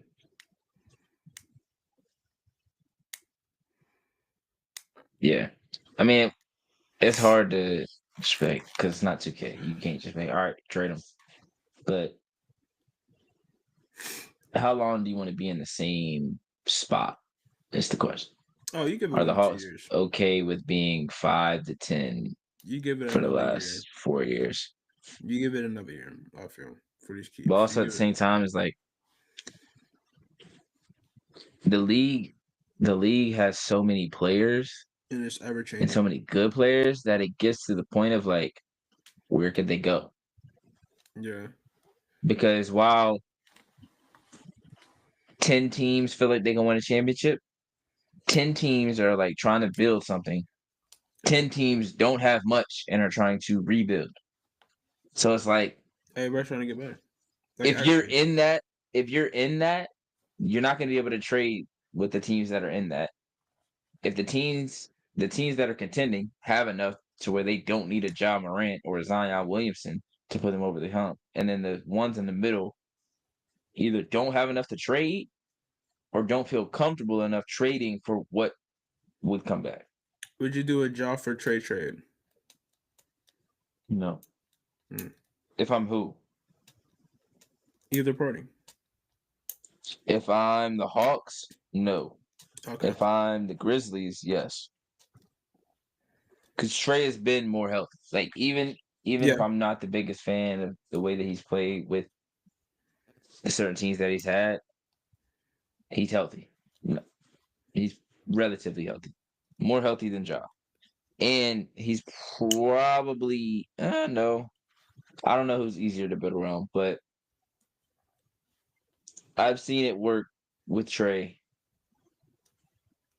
But honestly, I wouldn't do it if I'm Atlanta. It's like you don't really put us in a different position. Like, and even for Memphis, like it's probably not a good trade for them either, just because Trey's a little bit older, so it's just like you're gonna be in the same boat in like a year. So that would be kind of pointless, I guess. But yeah, that was the last keeper kick. Cool. All right. Battle of the SCs. Went exactly how I thought it was gonna go the first game. I remember whenever this came out last year, and I made my prediction that home court would not be a factor. That South Carolina won the first one, and then University of Southern California win the second one based on a couple of factors. Then, because I was like, all right, USC is bringing in a lot of talent, right? They got another number one recruit coming into their program next season, and then this was before Juju Watkins got hurt.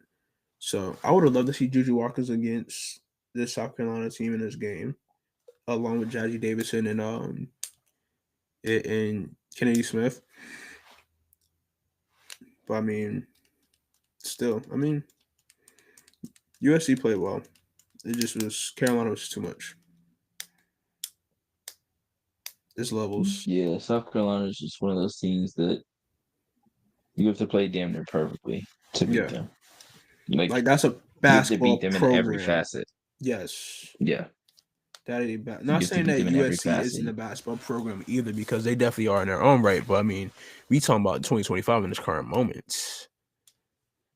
Yeah. It's levels to this.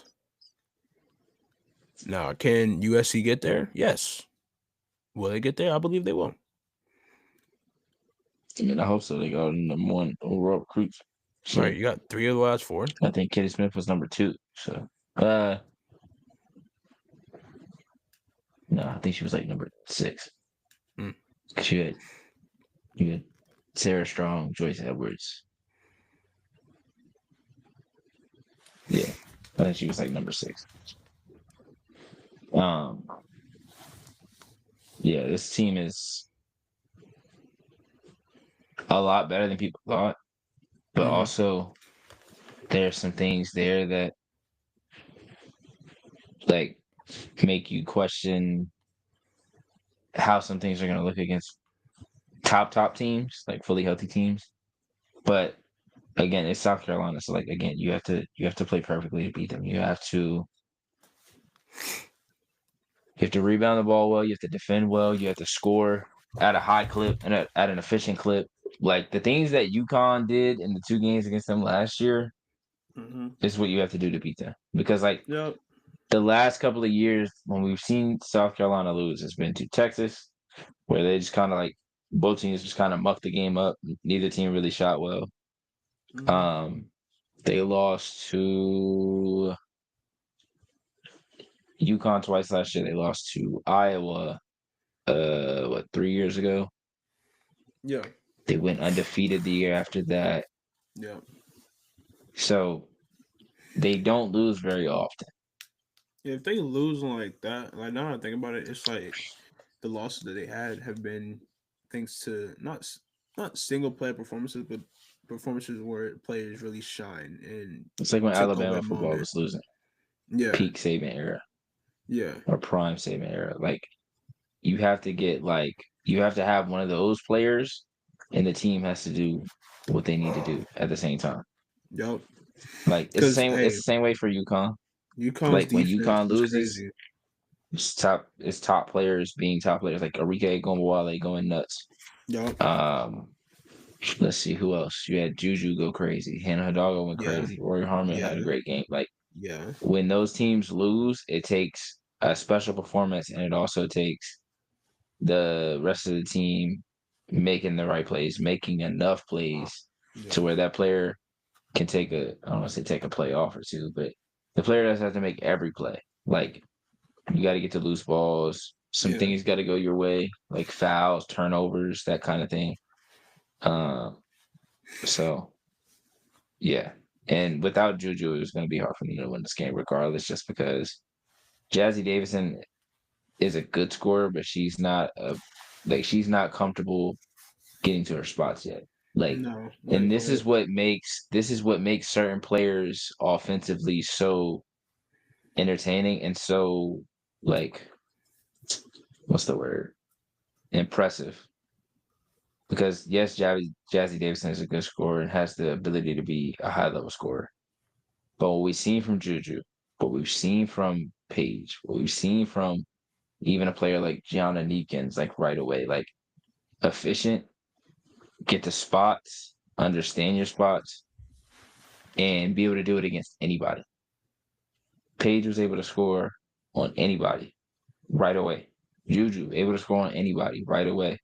Like it's hard to come in and be a really great scorer right away. Madison Booker, good scorer right away.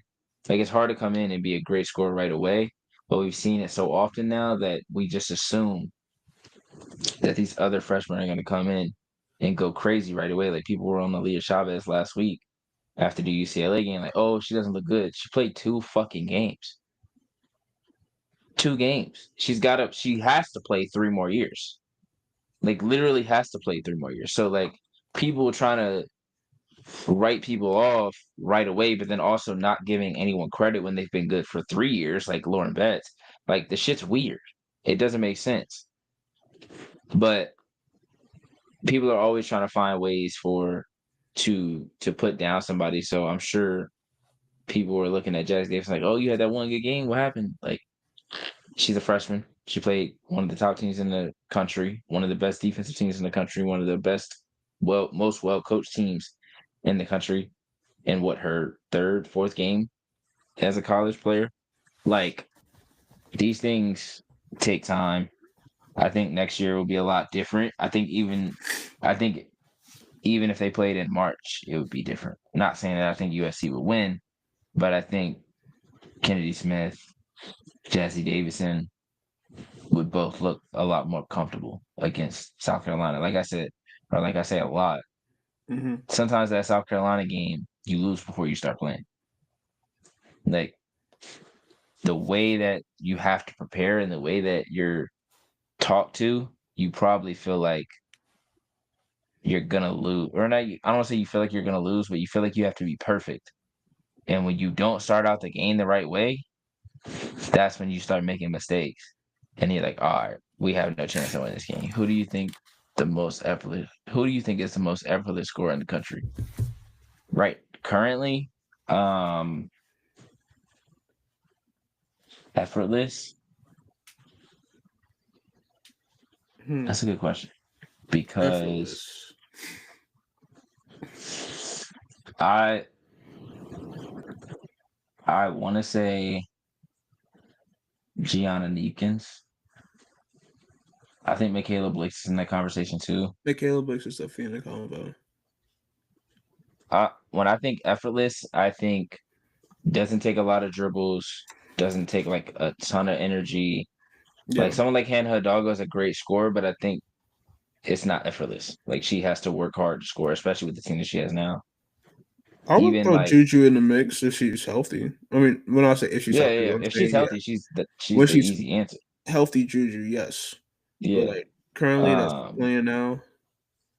Like Madison Booker sometimes. Madison Booker but Madison Booker also takes really tough shots when she doesn't have to. She gets to it. Talia Scott is in that conversation because she's also really good at getting to the free throw line. Yeah. It was definitely Paige the last 4 years. Michaela Williams, sure. I like that a lot because she plays with good pace. She doesn't force anything. But it's hard to give LSU players credit. I'm sorry. They don't play nobody. And it's not her fault. Man. That shit's so whack to me, bro. Like, yeah. Actually, I think I have my answer. It's Sarah Strong. It's Sarah Strong, bro. Sarah Strong. It's Sarah Strong. She's literally the most effortless player in the country. Like, offense, defense, doesn't matter. And 29, 13, 7, and 5 and 3 against Ohio State on Sunday. That's just phenomenal. 7 assists, 5 steals, and 3 blocks, by the way. Just so everyone knows. Put those. You said 7 assists, 5 steals, 3 blocks. Yes. With 29 points and 13 rebounds. She only missed 5 shots. Man gone. Easily the player of the year. Already. Like, go ahead and give her the award. It's hers.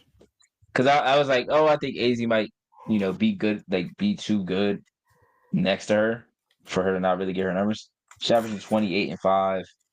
Not 28. 20 points, 8 rebounds, 5 assists. Oh, 61% from the floor. and 5. Okay. Yeah. No, 3 steals per game, 2.5 blocks. 8 and 5. 33% from 3. 91% from the free throw line. Like, she's phenomenal. Like, Sarah is the right answer. Yeah, I was thinking of like perimeter players, but like the fact that she can score from everywhere super easily is crazy.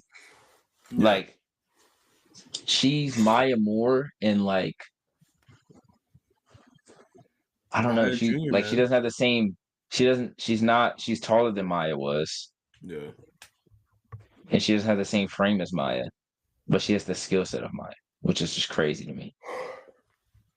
And like the way that she's just like getting the rebound and just going, like the bounce pass that she hit to Sarah Williams, or was it Blanca? Either Blanca or Sarah Williams, where they got the layup. That shit was crazy.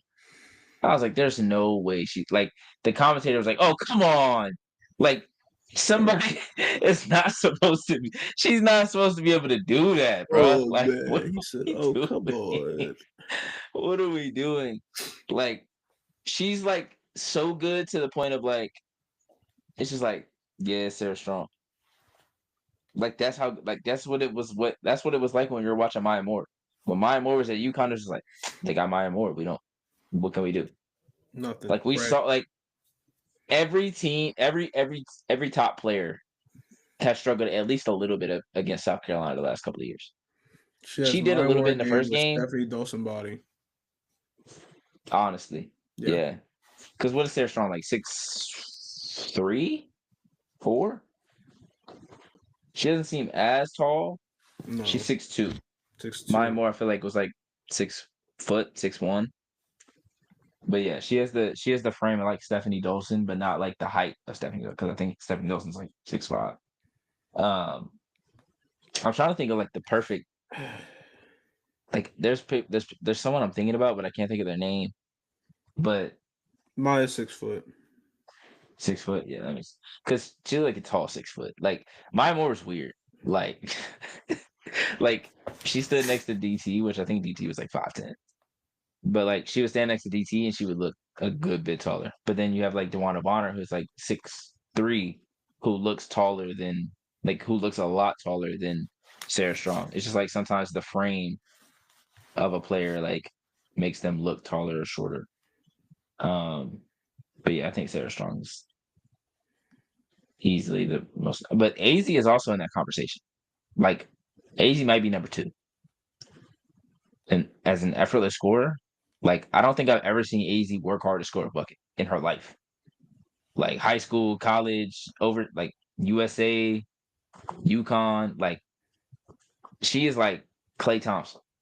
And when I say Klay Thompson, I mean like I can score 30 or 40 with 10 dribbles without dribbling the ball, without coming off a screen. That is a great, yeah. Kalina Mosqueda Lewis. That's a great comp as far as like body frame. And she was a bucket. She was a phenomenal shooter. Like that, UConn went through a stretch of having just like great shooters. In Mosqueda Lewis, you had Katie Lou, Kia Nurse. Like, he had some shooters, man. And Stewie could step out and shoot the ball. Steph Dolson could step out and shoot the ball. Yeah, they was cheating. They was cheating out in stores. That's okay though.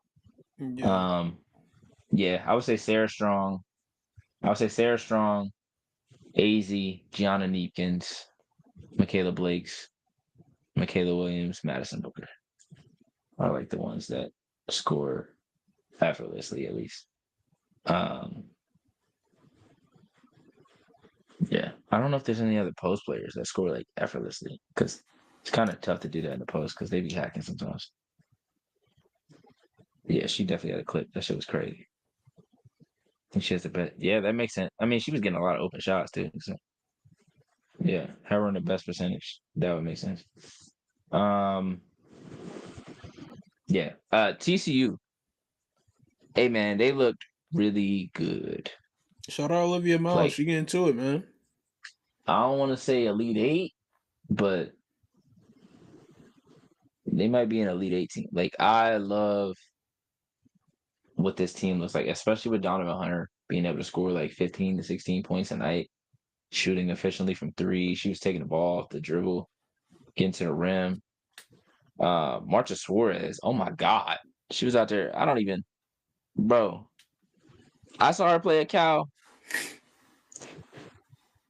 I was like, is that?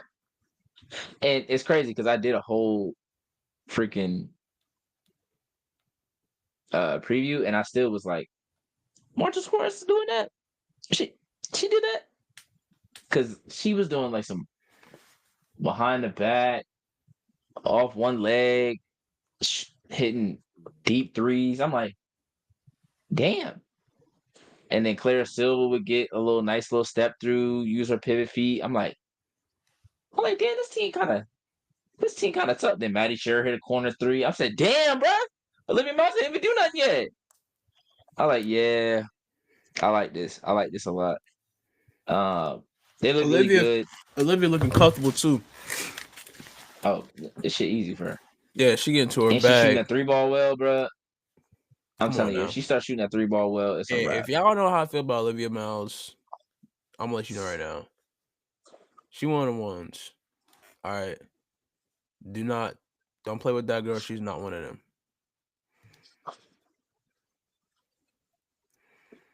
I mean, she gets to it. She gets busy. She is the epitome of Bryce's nicest. It's her, Paige, Juju Watkins. I think it's funny they all played 3 pretty different ways too. Yeah, like Juju's more ISO, Paige is more get straight to the spot. Olivia Miles is flashy passer. Yeah, we got a range over here. That's Rondo, Steve Nash, and Melo. Yeah. That's their comps in terms of NBA at least. Yeah. WNBA, we can't do it for Paige because she's in W now. Paige. But if I did one for her, who would be? I feel like I feel like I could find a comp for her though. I don't want to say low-key Sue. No, like not Sue because she shoots too much to be Sue. I don't want to say DT because that's lazy. DT was just like, yeah, DT was just different. Their comparisons on a different level. Like I said, Paige is Paige, bro. You can't be getting subbed out on the defensive end of course. Yeah, that is crazy. Definitely can't do that in the W. No, definitely can't be on that in the W. No. Her knees, like the way that she runs, I feel like plays a part in her defense. Like I just don't see her like being able to get in the stance really well. Yeah. And this was before she even had the knee surgery, like before she had the torn ACL. But I think it's just like the way that her legs are. Like I don't know, it's weird. But yeah, she definitely got to get better defensively. But I also think having the defenders that you have and like Donovan Hunter, Taylor Bigby, and Maddie Sher, it kind of makes sense sometimes. Like there are players, there are like top players that come out of the game when there's like you just need one stop. There's a lot of great players that come out of the game. Like if you're that great offensively, like it'll be all right. But it is definitely telling that they brought her out late game. But it's like if the best players on the other team are guards and you have a really good guard defender on the bench, just put her in instead because they're going to try to attack Olivia Miles instead of having to attack one of the better defenders on the team. Like I would much rather have Donovan Hunter guard or Maddie Sher guard Sam Jones or Zoe Brooks than Olivia Miles with the game on the line. And I think Olivia Miles would say the same thing. Like, hell no, don't put me out there. Yeah. Like, coach, that's your fault. Kim Oki. Looking at you putting Haley Van Lith on damn Caitlin Clark. What the fuck was she thinking? Putting her out there to die. No, deadass. What was she thinking? What was she thinking? She didn't want to win that game? No. There's just no way she wanted to win that game. You got Flau'jae Johnson on your team. You think Haley Van Lith is your answer against Caitlin Clark? Man, Kim Monkey going some with that. I mean, I don't think Flau'jae would have been like way better defensively, but it would have been. But damn, y'all wasn't sending the double. Y'all wasn't sending help. Y'all was like, now you got it. Haley was like, no, the hell she don't. Y'all made her go back. Y'all made her go back for another year. Yep. That shit's crazy. Because I ain't gonna lie. She had to build. She had to build her Her career draft back stock, up. yeah. Because I Yeah, ain't that gonna shit lie, plummeted. that tenure in LSU killed her draft stock. Not gonna cap. It really did. It really But did. It glad she was, getting a W yeah, it now. was kind of bad. Yeah, it was kind of bad. Pretty sure All on an right, we island. got Yeah, literally. yeah. Excuse me.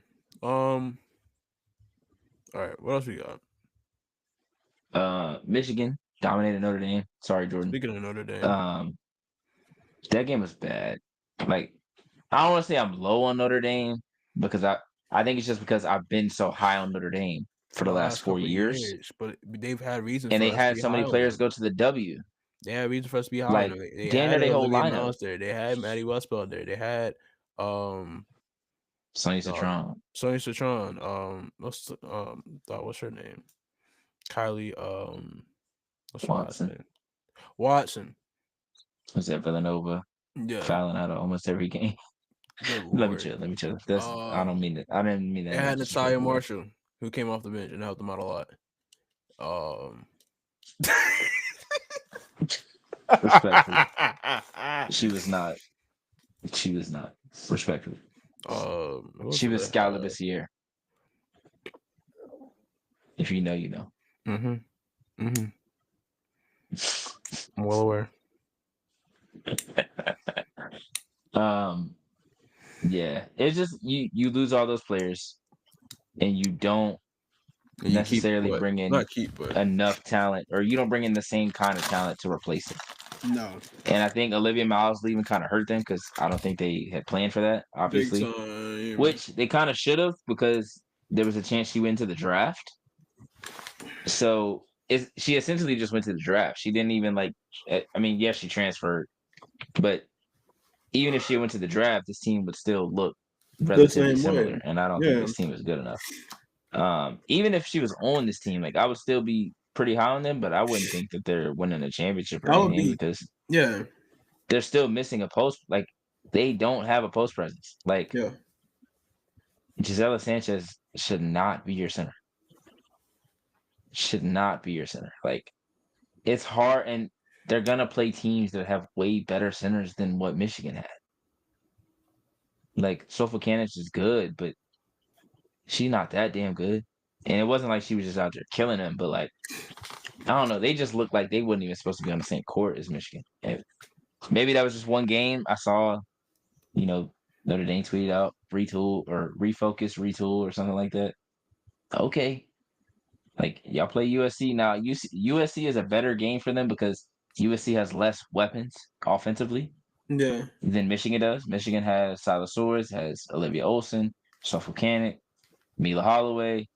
USC, it's just London Jones on any other night or any given night, I should say. Kennedy Smith, you never really know, and then Jazzy Davison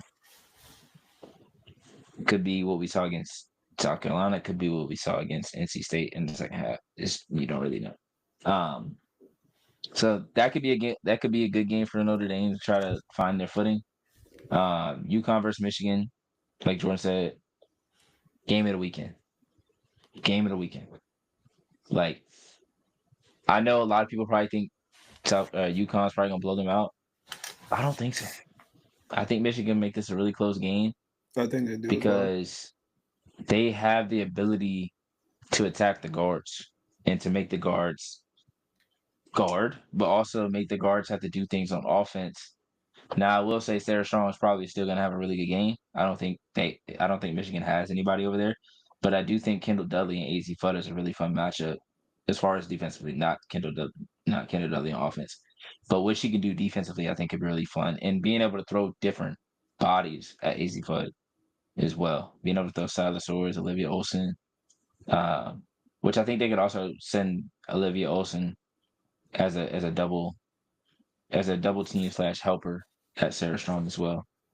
Um, yeah, it's a really fun game. I can't wait for that one. Oh yeah. This I'll be looking it's forward gonna to tell it. me a lot about Michigan.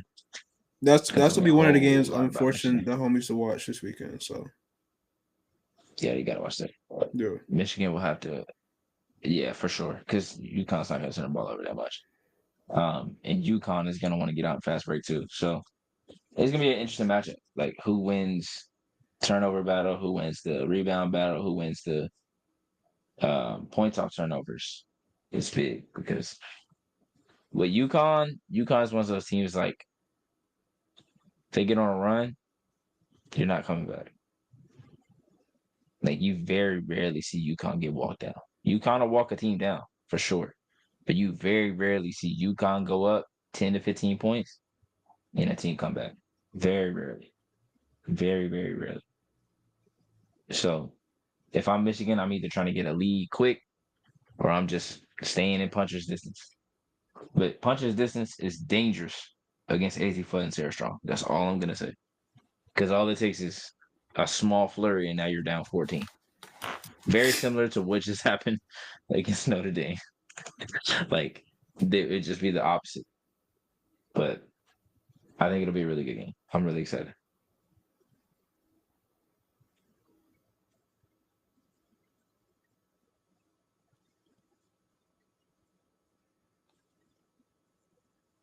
But that was the last thing I have as far as college basketball. Word. I'll talk Minnesota college basketball real quick. Champions Classic was yesterday. Not every team can be a champion. We saw it last night. My Duke Blue Devils got the dub against Kansas, who were out. Darren Peterson, so kind of took away from the matchup because got top 3 recruits. Michigan State beat Kentucky in the earlier game of the Champions Classic. You got any words on it?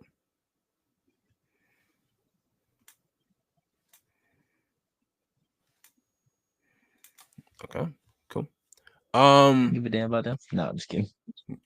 Got it. Caleb Wilson at UNC. Y'all mark this down, or y'all keep track of this, because this is one of the only times I'm complimenting a UNC player, or one of the few players. I listen as a Duke fan. I hate on UNC often, right? But I can give credit where it's due. Like when UNC got somebody nice out there in Chapel Hill, I can recognize it. Got some killers. I can recognize it. So shout out to Caleb Wilson. That's as far as I'm gonna go there. I'm not gonna go down the laundry list, but he's one of them guys. I'm like, all right, he's good. I see y'all. What's going on in men's college hoops that I want to talk about? I don't know. I'm just kind of looking forward to Feast Week next week and all those games. Got the Charleston Classic going on this weekend. Don't think I'll be going to any of those games. On Flow Hoops. I'm not watching. Because I saw a lot of games on the women's side, and I'm like, bro, like we doing this Flow Hoops holidays thing again? No. I think we are, honestly, because a lot of the games Hopefully that I saw they didn't have a channel underneath. Hopefully they improve. Which means Flow Hoops. Because we got Texas UCLA next Wednesday at 2 p.m. Which I'm off that day. I'm off the whole week. Actually, I'm not because I'm working, but not working. But you're training? I'm gonna find a way to watch it. Training? Yeah, you said working, but not working. That's not like training to me. Well, I'm babysitting. Oh, I'm not working at my job, but I'm babysitting. Got it. So like I'm working, but like you ain't working. I'm chilling. Yeah, you ain't working. I mean, I did because the last time we actually ended up doing that ain't nobody business. Right. Well, that ain't these people business. Nah. Yeah. But you actually actually had to do your job, is what I'm hearing. I mean, I wanted to. Like I didn't choose to babysit. Like I literally like chose to babysit. I didn't like but they made it. I was like, no, I'll do it. Okay. Yeah. I mean, this kid's already new. Yeah. So it's like, but like I'll still be able to watch a game and still be able to do what I need to do with them. Type shit. Shit, I might make them watch it. Honestly, yeah. Y'all sit down. Y'all watch this. Hey, Peak Hoops right here. You got it. That's what I do. That's what I do when I babysit the little ones. I'd be like, look, we watching hoops today. And Say that Coco Melon for pops. Turn that Coco off Melon and when is Uncle crazy. come through. We ain't watching Coco Melon. Coco We ain't Melon watching is Bluey. crazy. No, we can Coco watch Melon Bluey. is I like crazy. Bluey, but Damn, you like Bluey? I don't know. Maybe it's I'm so glad I've never had to watch that shit. Oh, maybe it's the Tennessee and British UCLA accent. next Sunday. Maybe it's the British accent that Now, intrigues see, me. we could get more of these matchups if the number 5 team. I'm gonna tell you this right now. LSU not gonna be number 5 next week, depending on how many teams around them play well. If Baylor beats Iowa tomorrow night, Baylor moves past them. You can't win. You can't beat nobodies and keep your number 5 spot. I'm sorry, Yeah, no, you just can't. They don't work like that. I You gotta don't get tested, bro. know. Like they're the only team that's not playing nobody. That's Only, terrible. like I said, I said in my video, Princeton plays top teams before their Ivy League play every year. Yeah. And even if like And they make it didn't to win the the Ivy League tournament last year, and they still make the tournament rather easily. I think last year they had a play-in game against Iowa State, but it's still like they still had a chance to be in the tournament. They were still in the tournament technically. Yeah. And there are Ivy League team that are playing top teams. They play UCLA damn near every year, it feels like. They play Stanford every other year, it feels like. Yeah. Drake, the women's team, plays top teams. They play Iowa. They play Big Ten teams all the time. South Dakota State plays top teams. Creighton plays other top teams. Pepperdine. Why can't LSU play top teams? Not Pepperdine. What's the team name? Fairfield. Fairfield. Yeah. Yeah, Fairfield plays Iowa. Yeah. Next Sunday. In Iowa. Like, all these other teams play top teams. Even when they have good conferences to play in. Iowa has a good conference to play in. They play top teams. Baylor has a good conference to play in. South Carolina, Texas, UCLA all have a good conference to play in, and they still play each other. LSU wouldn't play South Carolina if they went in the SEC. They wouldn't play Texas if they went in the SEC. If they could play in the Big East, they would. UConn don't even want to play in the Big East. They'd be like, nah, let's play everybody else. In the middle of conference play, we'll play Notre Dame. We'll play South Carolina in February. Why not? No, LSU? Nah, we'll play Tulane. We'll play Southeastern Louisiana State. And we'll be over here dancing and all this bullshit. Do all that dancing and shit when I see y'all play against South Carolina.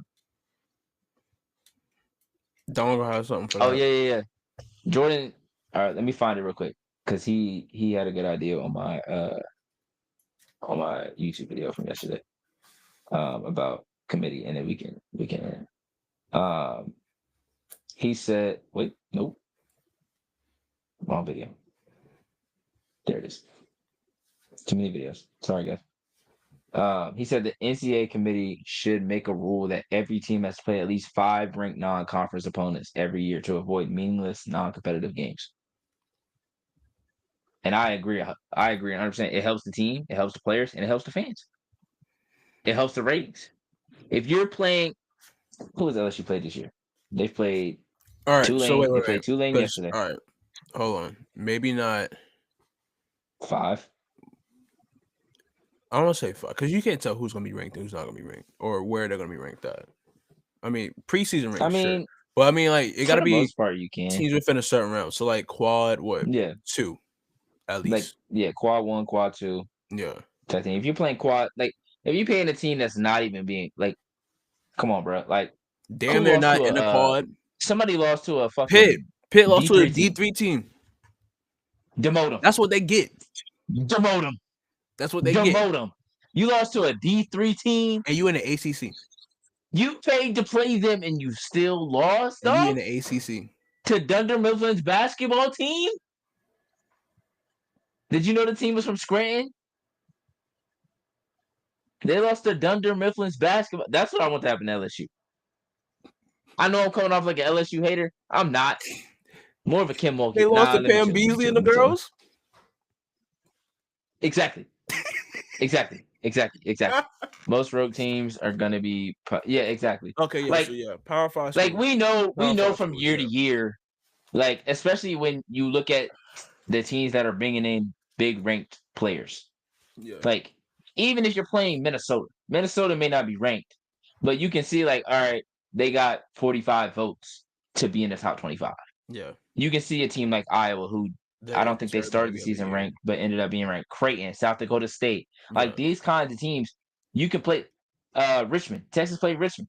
That's a good game. You blow them out, you blow them out. That's an impressive win. Yeah. LSU doesn't have any impressive wins outside of the conference every year, and then they be like, "Damn, how we not get here?" And then when they lose to the top teams, they be shocked, like, "Oh well, these other teams have 5-star recruits everywhere, and da da da da da." You're not playing anybody. Blame Kim. You're not playing anybody. It's so weird. I don't understand it, and I don't remember her doing this at Baylor. They play Alcorn State. The hell is Marist? Marist. I know the school, but I couldn't tell you where it is. My guess would be like New Jersey. And they're playing Marist in a tournament. So they went to a tournament with a bunch of lame ass teams. Like if you're the only reason they're playing Duke, the only reason they're playing Duke is because it's a challenge. Another team, at least 2 other teams that are ranked. Most of these teams have at least. I mean, most of these tournaments have at least 6 teams that you play against. Bro, we seen South Carolina. We saw UConn and UCLA play in a tournament. A battle of freaking Bahamas. A top 10 matchup in freaking November. LSU's best non-conference game is Duke. And that's only because it's the ACC-SEC challenge. They don't have a choice but to play somebody from the ACC. And they're probably mad that it was Duke. Oh, we can't play such and such. Like, so far, they've played Houston Christian, Southeast Louisiana, Georgia Southern, Charlotte, Tulane, Alcorn State, Marist. They got Duke, and then New Orleans and Louisiana Tech, Morgan State, UT Texas, Arlington, Alabama State. Like, what are we doing? Like, what are we doing? They did get beat by Colorado in 23. I forgot about that. First game of the season. Yup. Yeah. Jalen Sherrod. Yeah. That game was on Max. Then they've been scared. That game was on Max. I remember that. Because Juju played after that. Yup. It was her first game. That was in Vegas. Who the fuck did they play their first game? Who did they play? Why do I feel like it was another red team? Who did they play? It wasn't Baylor, was it? Was it Baylor? No. Was it? Hold on. Who the hell did they play their first game? I'm gonna be mad because somebody's gonna say it, and I'm like, oh, duh. Tell me what color the school is before you say it. Okay. Let's see. Because I feel like. Let's see. Was it? No, it wasn't UCLA. They wouldn't have played them so early. It's not a Pac-12 team. It's not a SEC team. I don't think. Oh, it might be. It might be like a Mississippi State, Texas A&M. Ohio State. That's what it is. It is a red team. USC, Ohio State. I just don't remember her playing Cody McMahon for some reason. Right. And it's still weird to see Cody McMahon in Ole Miss jersey. At Ole Miss. I'm still not used to it. I'm still not used to it at all. She doesn't look the same at all either. Look, really? It's weird. I don't know. Yeah, she doesn't look like. I don't know. Like when she was in the Ohio State jersey, she just looked kind of like Diesel. She looks kind of different now. I don't know. It's kind of weird. Yeah, LSU's annoying though. Sorry. That was my rant at 11:55 p.m. Yeah, it's Vegas at whatchamacallit, Hall of Fame series in Vegas. Yeah. Because I think Candace Parker was either at the game or called the game. I think she called the game because it was under that Max like Turner. Because Sharon Miller was there. I feel like. Yeah, it was under that Max like Turner Sports broadcasting. I think I was at work and I was trying to watch the game. I was like, "Hold on, bro. This game starts right before I go into work, man. Come on, man." Yeah, because it was a midday game when they came downstairs from school. It was a midday game for sure, like a 2:00 tip, maybe. That'd be making me mad because I'm like, bro. Bro. Y'all ain't in the summer. Y'all are not in the summer. People are not off. I forgot what men's game happens on Friday, but game be at like 4:00. I'm like, damn, like I can't even get off work. They said hell no. Like, let me see. But I know during the Wisconsin BYU, Is that what On you're talking about? Friday? Yeah. Yeah, play that's at probably 4. what it is. That's probably what it is.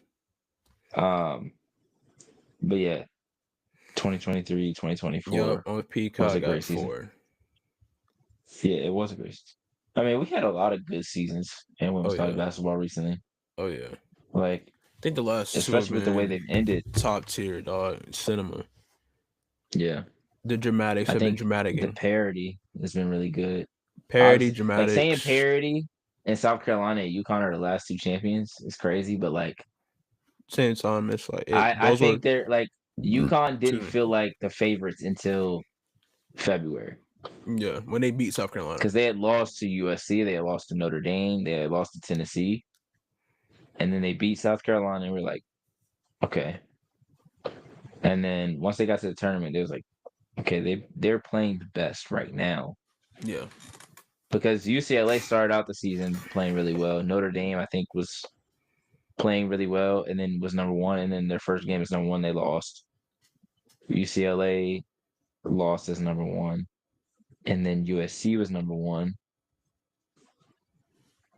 Yeah, it was weird. Like the number 1 spot just kept getting flipped around. Yeah. And then I think by the time we got to the tournament, it was like, okay, UConn is probably getting to the championship game. And then as games went by, they just looked better and better and better. It was just like, damn. Yeah. Like, I don't know what to do, bro. I don't know what to tell you. They got Paige, AZ, and Sarah Strong. But then you also got KK Arnold, you got Ashton Shade, you got Caitlin Chen, you got Jana Alfie who's making plays. They had Aubrey Evers just come off the bench or Aubrey Griffin. Aubrey Evers is a freaking it's ref. Aubrey Evers is crazy. I don't know why I let that slide like that. That's a wrestling ref. That's my fault. Yeah. They had a lot of good players. It's been it's a while since. Yeah, exactly. That's the craziest part. Is like I was low-key getting like when was their last trip before that? nervous. Their last trip before that was 2017. 2017, yeah. Because Katie Lou, Gabby, and Kia lost, and Fee lost their last 2 seasons, 3 seasons. Like they went to the W in 2019, so they got one as freshmen, but didn't win one after that, which is crazy because like that team was stacked too. Like if you think about the team that they had Crystal Dangerfield, yeah, Katie Lou, Kia Nurse, Gabby Williams, Fee, Azarae Stevens. Did not win a chip. Did not win a chip. And I wouldn't say it was their fault. I think some luck went against them. I think Arike Agumbawale being born went against them. Yeah. Like if she was about 2 years younger or older, they'd be fine. Shoot, but she was born at the same time as them. And then we had 2020. There was no season or no tournament. 2021, they lost in the Final Four to Arizona. 2022, they lost in the championship game to South Carolina. 2023, they lost to Ohio State in the Sweet 16. Yes, I remember. Because we came home and I was sick. That game. I was like, motherfuckers can't dribble. Yeah, Yo, ass was asleep. I was, and I woke up. You woke up, and I was like, "Yeah, UConn lost, bro." You was like, "What?" It's like, "Yes, bro, UConn lost." I said, "Apparently, none of our point guards can dribble."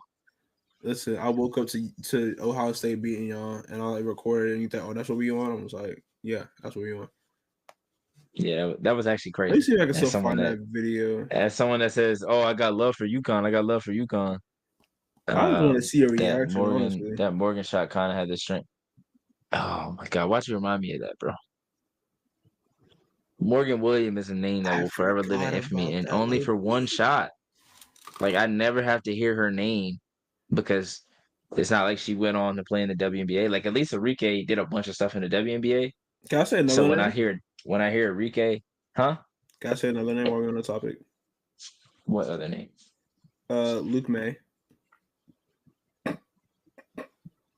All right, Chad. Y'all have a good night, man. You know, this man is going to look at my reaction when UConn lost. He's just praying on my downfall right now.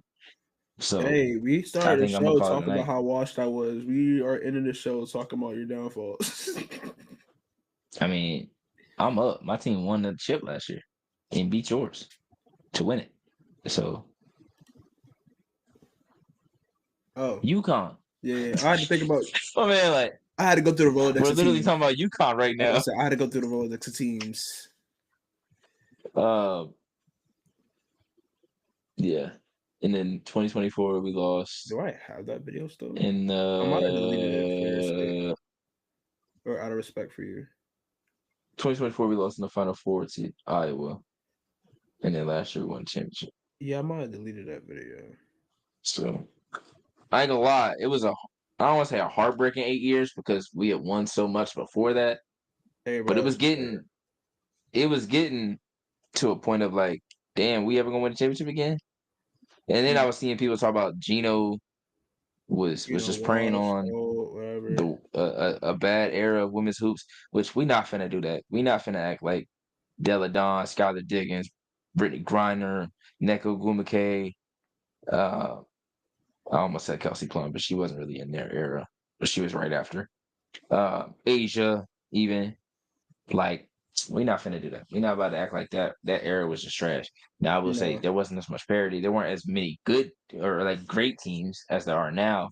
Yeah. But there's still like back then there were teams that you knew weren't gonna win. Today, there's still teams you know aren't gonna win.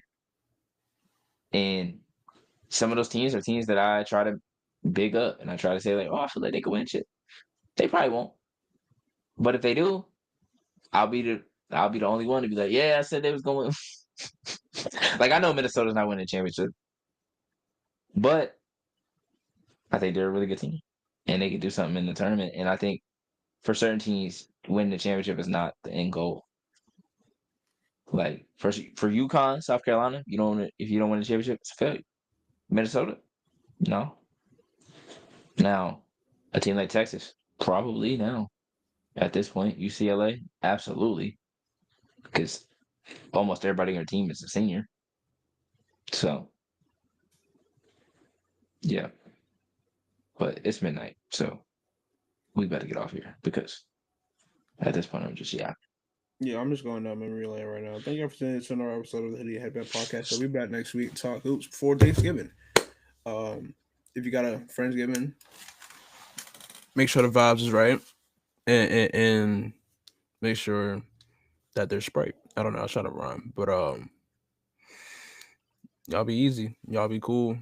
I'll see y'all